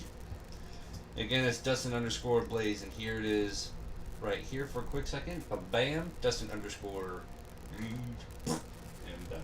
You can follow Phil here. It's Instagram.com/Phil Jones Illustration. So follow him there. Phil has got some really great illustrations. What was that again? Follow Phil Jones. His Instagram is Instagram.com/Phil Jones Illustration.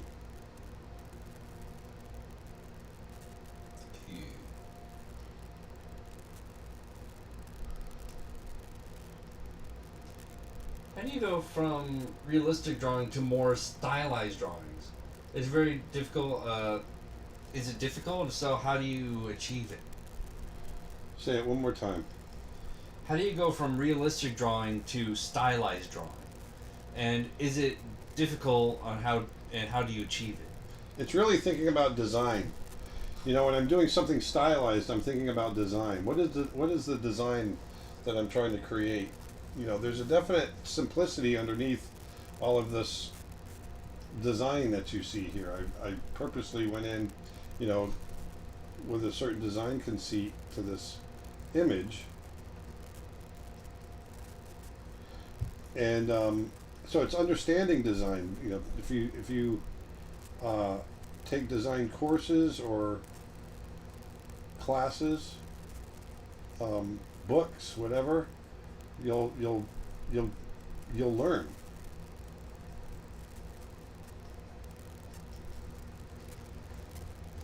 Aaron, have you ever seen a quokka? It's my new spirit Yes. animal. Quokka, the happiest Quokka. animal on earth. They're native to Western Australia. I had a friend that was Australian. He said he used to go quokka kicking. But they didn't really. He just thought it was funny. But they're the little wallabies that are always smiling. Yeah, for a second, like I was like, what's a quokka again? So I looked it up, and all I see are just little happy, little happy triple little happy faces. quokkas. It's like how can you not be mad at that? Yeah, I know. And they go Like- yeah, we used to go quokka Like kicking. anytime you're mad or depressed or something bad happened look in your at a day, quokka. you just look up a quokka.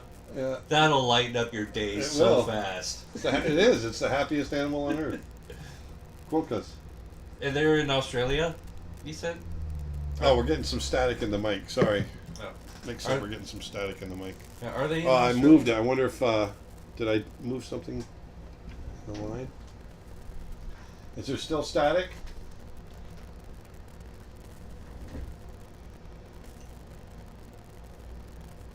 Sorry about that.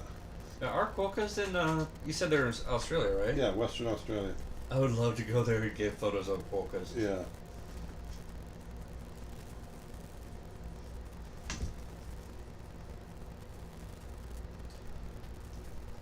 Could you make the stripes look more golden? Like, it would be really cool if they were very shimmery. Yeah, I'm going to actually. That's my next step. I'm working on the fur right now, of the dark fur. But I'll show you what I'm going to do next, and that is to grab some there.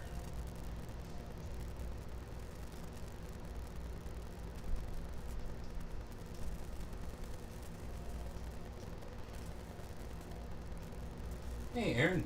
Hey, how's it going, eh? Would you like to tell us who your favorite artist is, or are there more than one?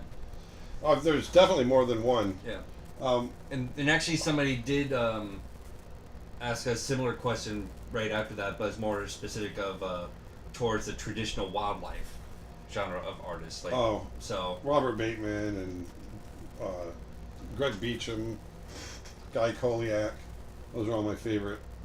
John Siri Lester. those my are your favorite traditional wildlife. Yeah.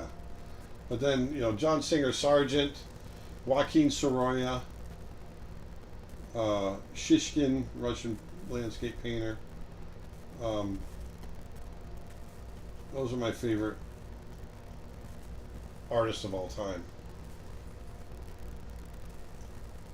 And to spell out quokka, because somebody was asking what how do you spell that? It's Quokka.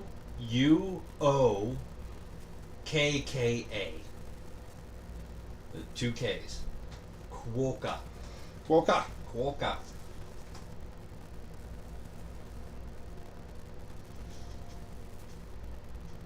Nick says it's better, but there's still a little static. A little static. Not quite sure. Is it? Can you? Probably, maybe it's because of the interference of this. Move the Orbi. Yeah. I'll just move that closer to you there. Yeah, because I think it was interacting with the airflow that was coming out of Oh, it. maybe. YouTube question. Hey, could you make the whiskers gold or even thicker at the edges? Yes, that's a good idea. What kind of music do you like? All kinds. I like country and western.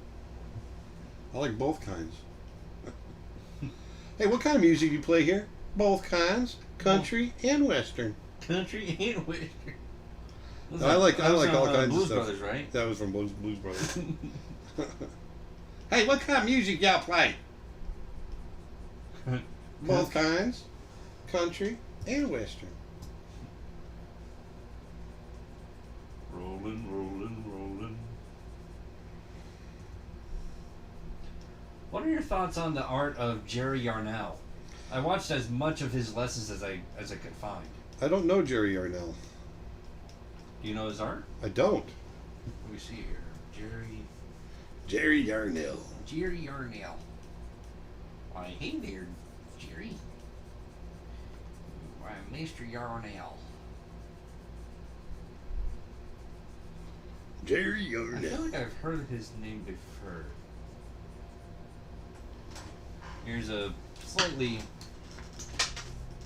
pixelated photo of him. Can you see that? Yeah, I don't know him. But here, really like He looks this one. his art looks cool. Like this one. Yeah, that's awesome.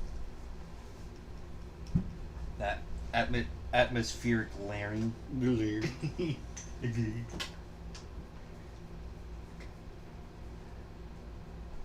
Jerry is in Tulsa, Oklahoma.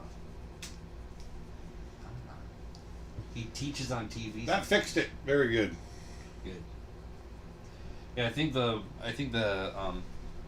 air exhaust from your thingy here was causing that. Oh, Phil posted an image of him watching us. That's cool. Thanks, Phil. Phil and I, we have known each other since 1986. Can you believe that, Phil? We went to Ringling College of Art and Design together. He was a year ahead of me. And, yeah, 1986. Man, I can't believe that. What Disney character do you identify with? Well, let's see. Well, I'm with you fellers. I don't know. Eeyore. no, that's too depressing. Hey. If anyone wants to clap, now's the time to do it. You do a good one.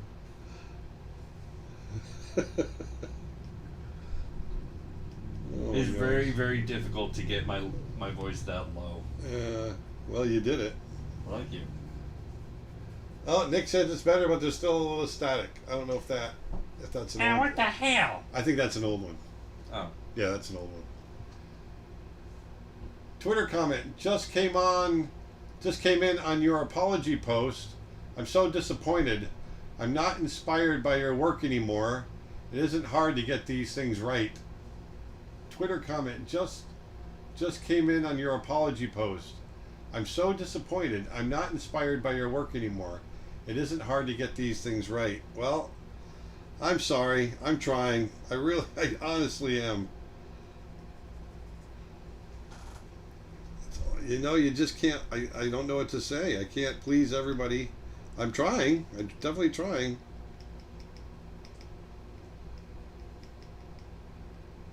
Maybe watch the video. You probably haven't seen the video of what we're doing here today, but you probably won't watch that either. But if you could, that would be awesome. I would appreciate it.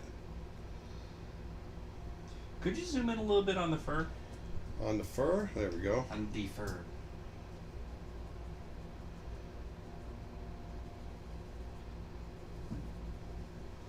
But I'm not quite sure what that means. I just came in on your apology post. I'm so disappointed. I'm not inspired by your work anymore. It isn't hard to get these things right. I'm not sure what you mean by these things. But maybe my ignorance of what you mean by these things is what you're saying. Because I really don't know what you mean.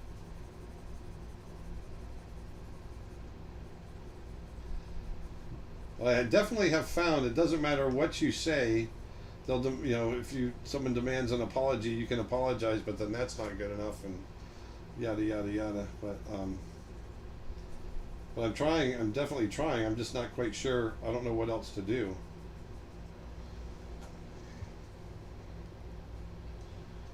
Well, that question of what sort of which character from the Disney universe you're likely to be. Oh yeah. So he said, I get the professor from Tarzan vibes from you. Hey, that's the old guy. No, but he's cheerful and funny and and doesn't really easily get scared. Yeah.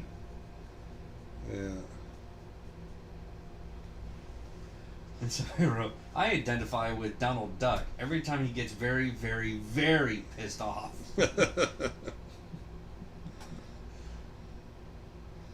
And And Anthony Burns says, I think I identify myself as Napoleon from Aristocats. Oh, there you go. I don't know what my what I'm like. What character fits me? What do you think? Not quite sure. There's an innocence about you that I like. That I think if you could find a Disney character like that I've always seen in you, even as a kid. Pumbaa. Pumbaa. There you go. Pumbaa. YouTube question, Aaron. How do you know where to put the fur specifically? The light blue fur on the neck before the shadow and on the shoulder. Why not the middle of the neck or the back? Is it a lighting trick? Yeah, I'm just kind of faking the lighting a little bit and just putting it where I think it's aesthetically more pleasing.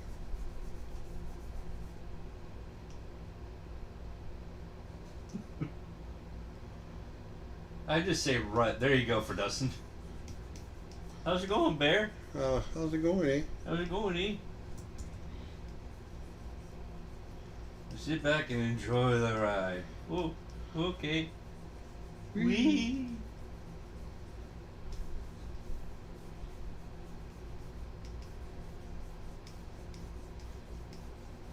What's the best way to get started as a freelance artist? I currently do commissions and it's going well.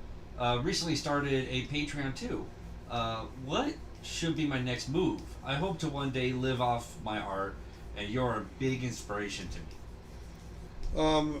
Well, it just depends. Patreon. You want if you want to make a living off of doing illustration, you're gonna have to do it.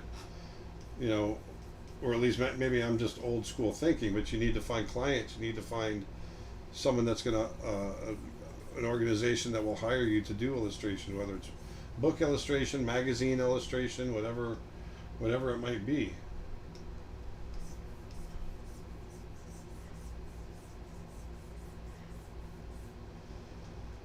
Aaron, were there many female animators when you were at Disney? When I started at Disney, no, there wasn't. But I think it's probably half and half now, female to male employees at Disney.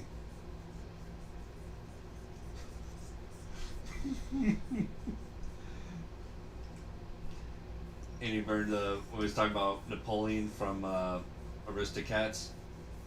What was his line? I'm the leader. I'll decide when it's the end. It's the end.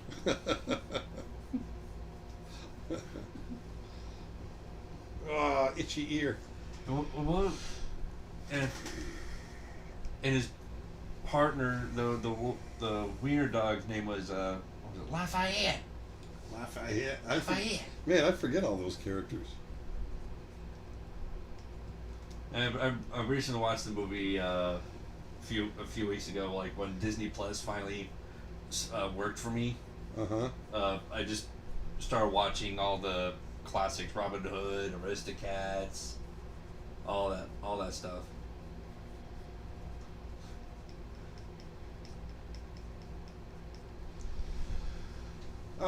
Do you reduce the brush opacity when painting shadow in the multiply layer? Not really. I just make sure that my pressure sensitivity is on. Sometimes I will, but not always. Right now I'm creating like a reflected light coming off screen. Hi Dustin, thanks for all the photos. They are great. I made one illustration of a palm warbler, and I would love to hear what you think of it. I think I already sent it to you on Instagram. Thanks again. What is your Instagram handle? You can private message me on Facebook, and I'll take a peek at that, because I don't remember if I saw it. I think I did. YouTube comment. I can't stop looking at Quokka pictures. What have you guys done to me? I'm telling you, Quokkas are the best. Yeah. Is there an animated film with the protagonist as a quokka? Not that I know of, but there should be.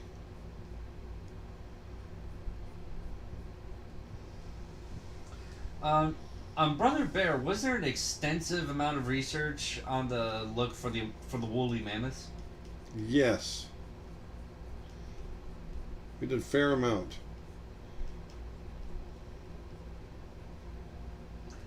Any idea on how much RAM that Mac is running?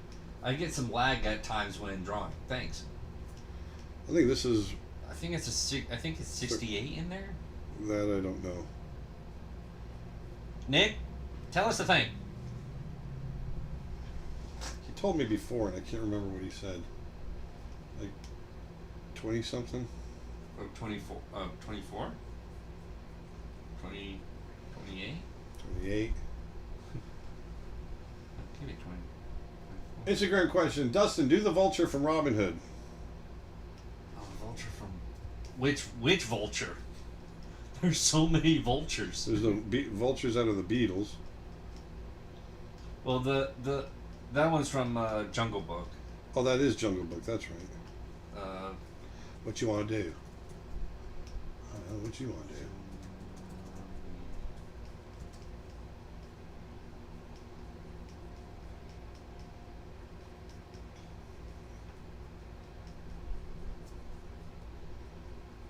I need to, even though I watched it a few weeks ago, I need to rewatch that again to hear those lines.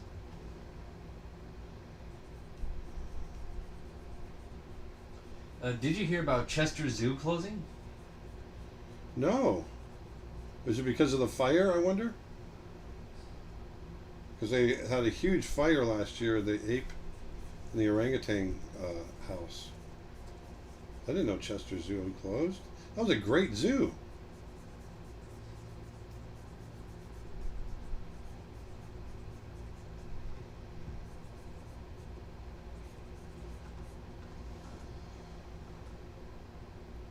Do you choose the colors as you go? Yes, I do.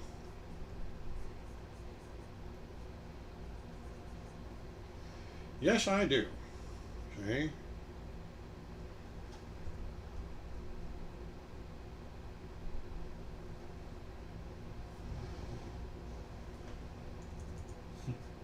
Can you do Sheriff of Nottingham? I love to pay taxes.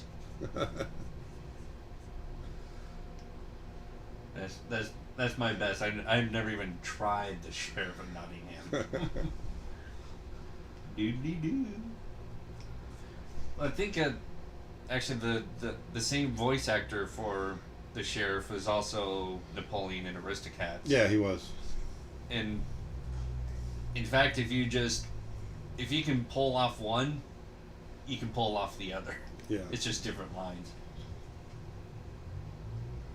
Whoops. There we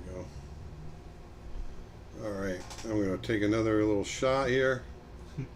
Doesn't please do the enjoying the ride thing again. Oh, okay. Wee.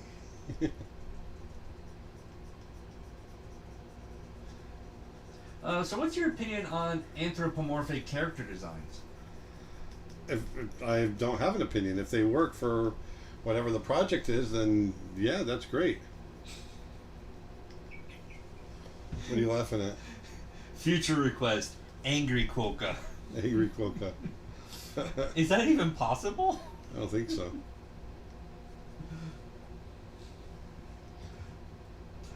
So immediately after, I just Googled a quokka, and oh my god, it's so adorable. I'm telling you, Quokkas are the best. I think we might need to draw one for the next live stream. After yesterday, I looked at a Quokka and I felt better. I was so depressed after yesterday, then I looked at a Quokka.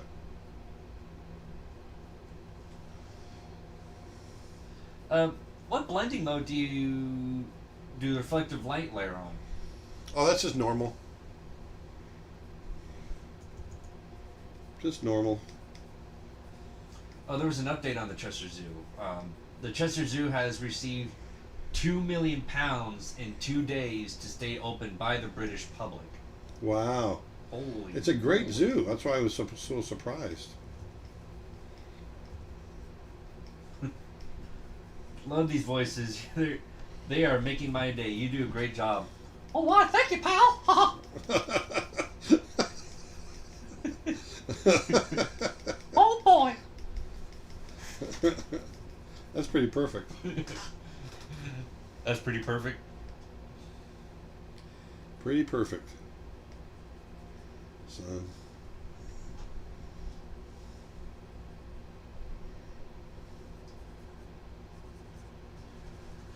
Dustin, did you living together with Aaron and Ananta, or you got your own place? I got my own place, although when I first moved into town, I lived under Dad's roof for a good amount of time. But I did eventually move. But I'm literally around the corner. Like I'm a good 5-10 minute walking distance from here. Yeah. So Nick just wrote, he just read that the Chester Zoo is in danger of closing permanently due to COVID-19. So they're trying to raise funds now. Support Chester Zoo. So if you guys, many of you won't know Chester Zoo, but it's in Chester, England. It's a zoo that I've gone to a couple of times and done animal drawing classes and or demos, not classes. And it's a beautiful, beautiful zoo.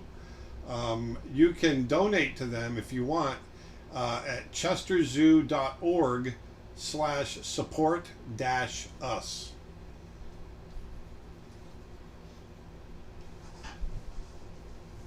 Listen, can you do a Donald Duck voice? I cannot, for the life of me, pull off the sound of Donald. Because it's one of the most unique sounds to try to pull off. I used to work with the guy that does Donald Duck. Oh, really? Yeah, Tony Anselmo. Oh, that's awesome. Although I can do a little Daffy Duck. That's right. It's rabbit season! Duck season! Rabbit season! Duck season! Rabbit season! Rabbit season! Duck season! Fire!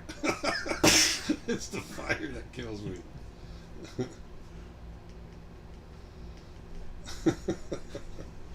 Do you routinely save color swatches as you paint? No. I do not. They had an angry Quokka in Ice Age. They went Braveheart meets Quokka. Really? I don't remember that. I don't either.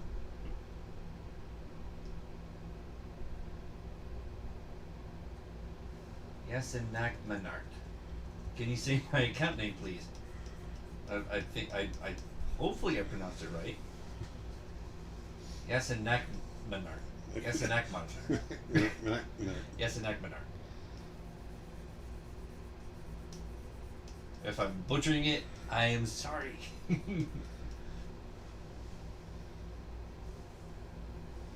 What was the question? I was reviewing comments. I don't know. Huh? 353. Oh, I don't know. To my knowledge, Ellen Woodbury and Rachel Bibb were there with Aaron when you were at the studio. Well, Rachel Bibb was at the studio where I worked at. Ellen Woodbury was at the California studio. And Kathy Zielinski, and there's a lot of Stevie Wormers. There's a lot of females that were there. Yes. Stevie is still Stevie Wormers and Kathy Zielinski. No, is Kathy Zielinski still on Disney? I don't think so. Was it Yasin Achman Art? Yasin Achman Art. You alright? Yeah. It's just the person that was asked me to pronounce that was correcting me a little bit. Is there an animated movie that you don't like? Yeah. But I'm not going to bag on them. Why a neutral background?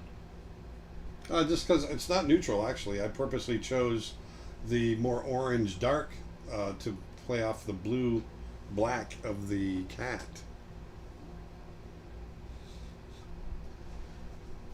Can Aaron also change his voice? No. I can change my tone. When I get annoyed. Right, Dustin? Oh, yeah. Oh, I know it. No, what's funny is I remember all the scratch voices that you guys would do for the animated movies when they're storyboarded. Yeah. And I would be able to pick you out instantly. Like, oh, there's Dad. Yeah. There's Dad. There's Dad.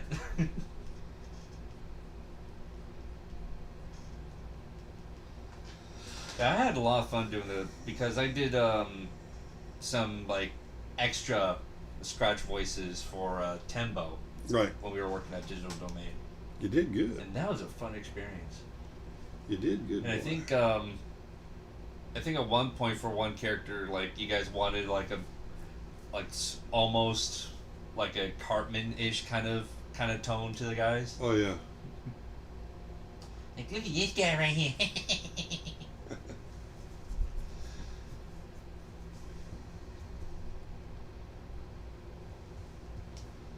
Yeah. See, I'm going to have to do it now. Doggone it. Razzmatazz.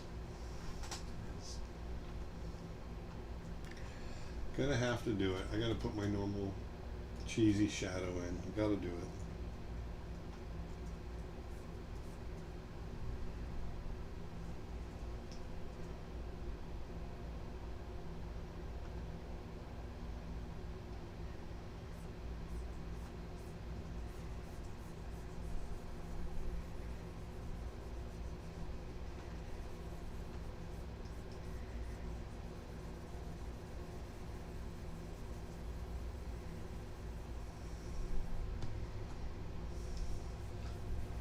I can already see that I would wear this if this wasn't a t-shirt. Ooh, that's cool. That's a cool idea. So has it gone quiet, Nick? Do you have any storyboard tips? Yeah, I've got a lot of that's a big question. Do I have any storyboard tips? There's a lot of tips that go along with storyboarding.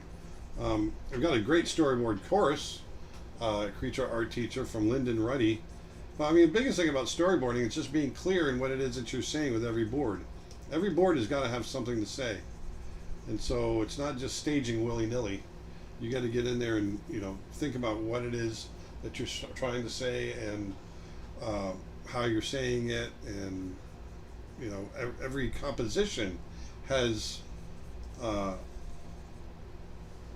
some kind of mental influence to it in the way that it's set up. So you want to think about that. There's a lot of things to think about when it comes to storyboarding. What was your first sketch that you loved yourself? What? Like what was your first sketch that you made that you liked? I can't remember. I'm 52. I've been drawing all my life. I don't know. Twitch question. I got an iPad, pencil, and Procreate for my birthday last week. Today my dad gave me a year's subscription to your webpage. Thank you. 2 questions. Where to start? And 2, what are your recommendations for getting the most possible out of studying your courses for a year? Best way to tackle the content, practice, and generally improve. I draw a lot daily already, and sometimes I feel like I'm not studying art correctly or efficiently. Wow. Well, if you just got an iPad and pencil and Procreate, I would start with my Procreate course. That's where I would start. And then just start going, there's all kinds of stuff in there depending on what it is that you want to learn. From character design to animation. The great thing about Procreate is you can animate in Procreate. So maybe you want to try some animation. All kinds of different things. So, but I definitely would start with the animation software or class course, and go from there. What do you And do thanks, with, Dad, for doing that. What do you do with all these sketches when you're done? Oh, they just go in files. They just go away in the vault. Yeah. What do you mean by normal cheesy shadow? Oh, because I'm always doing these shadows across the character. People give me a hard time because I'm always doing that. It's almost your own signature. Yeah.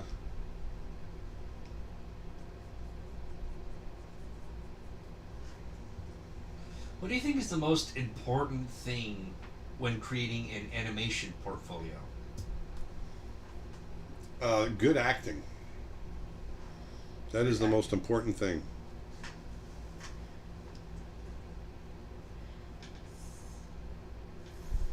Oh, you know what? I'm going to do this.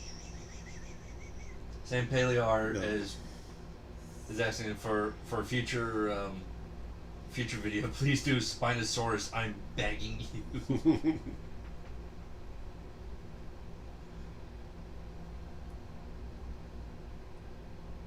Yeah, Spinosaurus would be interesting to see.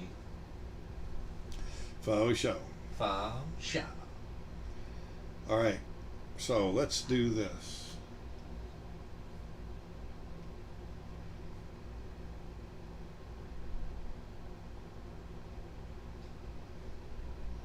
I'll push that saturation a bit.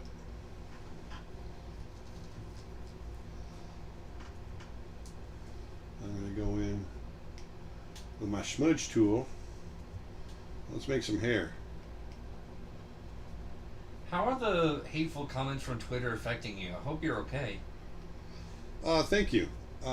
It hurts, a little bit. That's why we're doing this today. So I wanted people to ask me anything they want. I appreciate that. But, you can't please everybody all the time. And you just move on.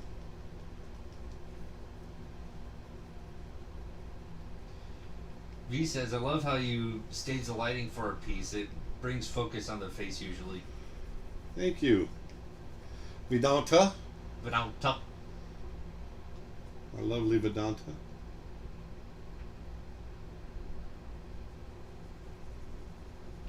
What is your canvas and brush size that you usually use? Well, this one's 18 by 24 inches at 200 DPI. I usually like to do 300, but because of the size of the canvas, it's kind of big.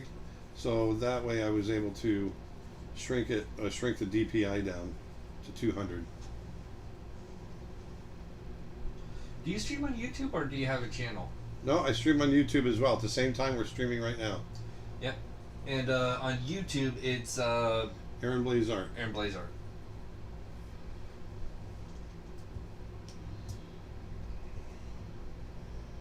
So what I'm doing here, is I'm creating this fur texture.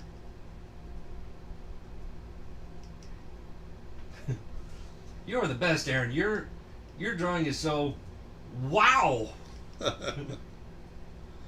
Thank you. I appreciate that. That makes me... I wonder if he meant it to be wow or if he meant it to be wow.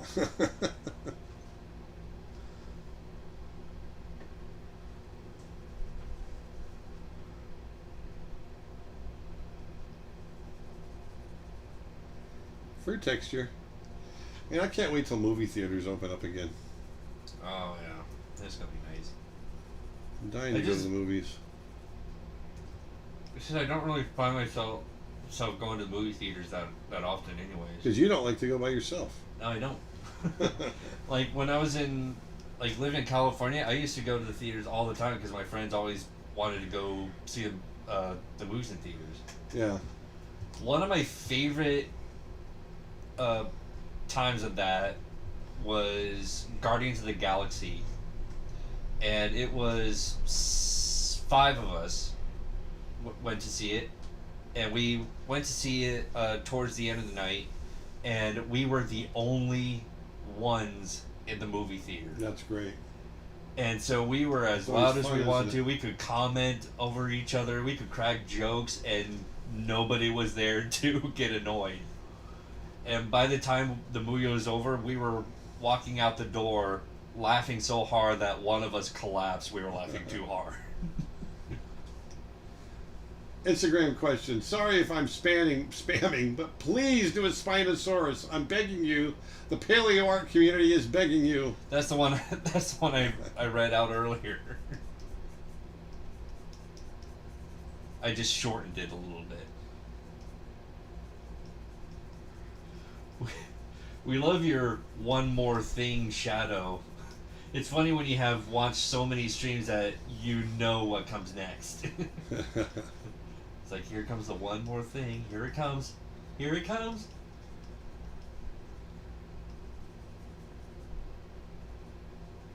Yeah, Kendra says, me too. I want to go to the movies so badly. Yeah, because as nice it is to be able to see to stream the movies in the house, there's just something about a movie theater that just makes it more entertaining. I don't know if it's sharing the experience with other people or the fact that it's on a much larger screen with louder noise. Yeah. But there's just something about movie theaters that makes it more worth it. Yeah. You know? Yeah. You know what I mean? Yeah. And I miss watching the movies in 3D. I haven't watched a 3D movie in so long. Oh, yeah? Yeah. It's been a while. It's been a while since I watched a 3D movie at the theater.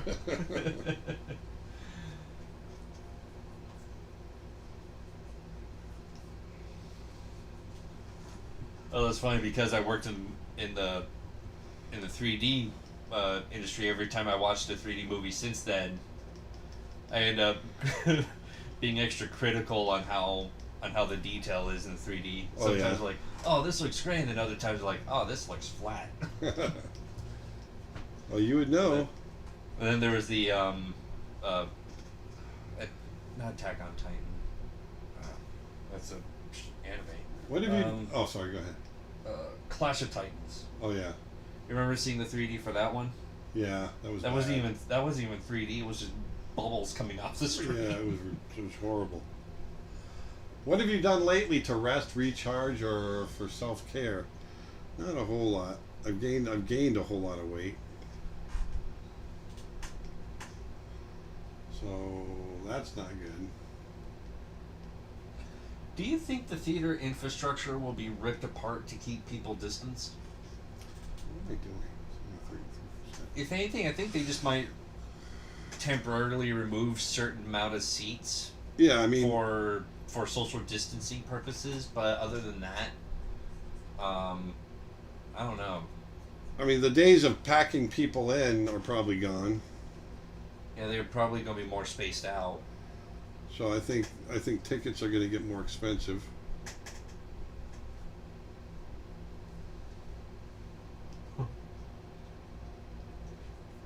San Palear is asking, can I direct message you?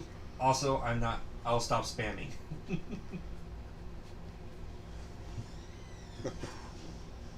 All right, we're almost there.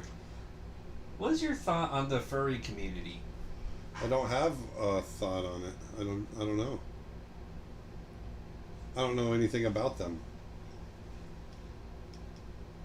They've wanted me to come and speak before. There was a big furry convention that was happening in Germany, and they wanted me to come and speak, but I couldn't do it.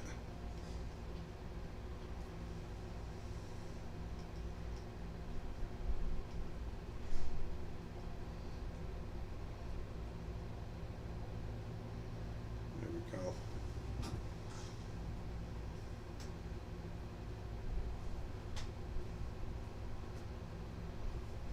So, let's see here. Are you using the color dodge now?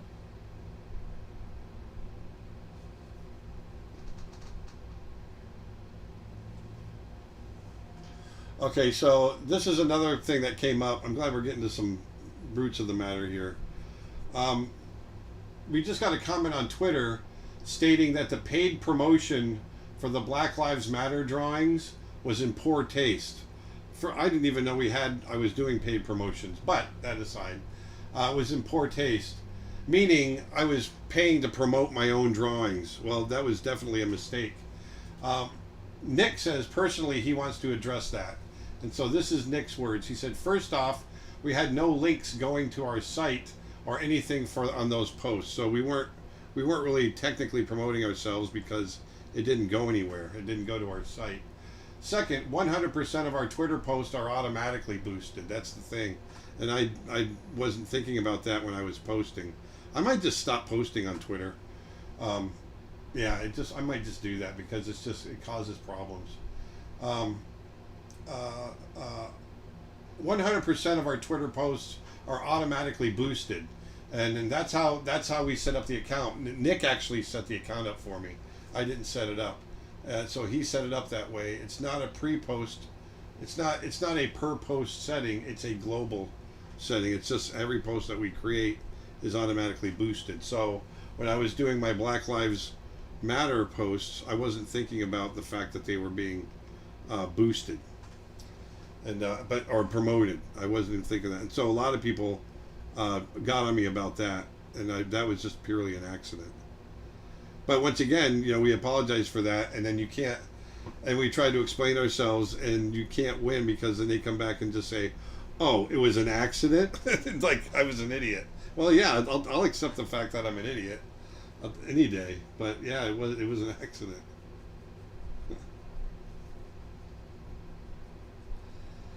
I'm definitely learning that no matter what you say, people, if they want to be mad at you, will just stay mad at you. So it'll just, I don't know. I hope this cleared the air a little bit for some of you. For others of you, it's not going to matter, and I understand that, but at least I tried. And that gives me some solace.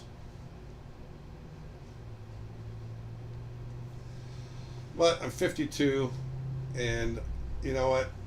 I can't live my life worrying about whether or not I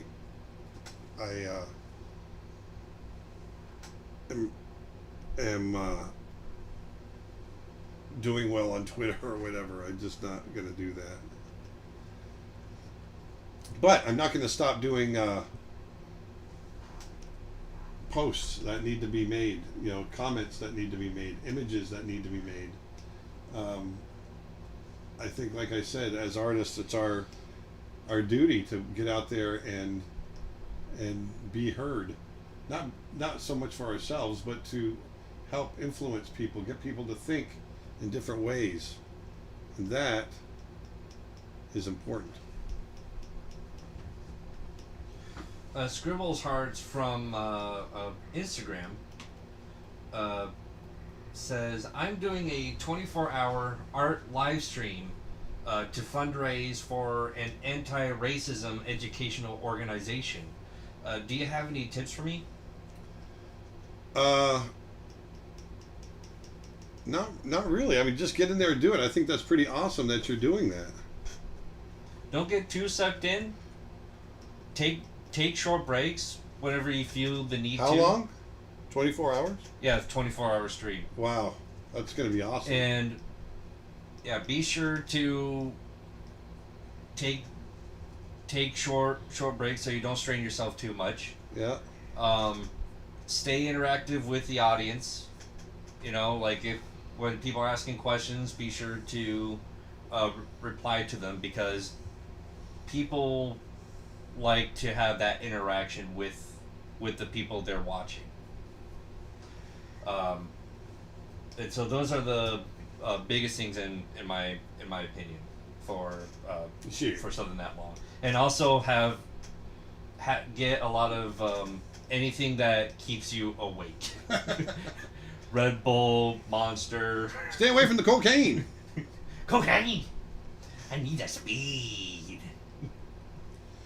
All right. Well, I think we're fini here. Are you sure? Hold on. Mm-hmm. I'm hitting it. Mm-hmm. Hold on. Mm-hmm. Where's the one more thing? I'm not going to say it. Where's the one more thing? Not going to say it. Where's the one more thing? Not going to say it. I know there's a one more thing there. I know there is one. All right. Oh, there is actually. Yes! I gotta sign it. Called it!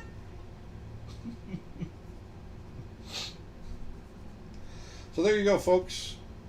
There is our black tiger, which is more of a blue tiger.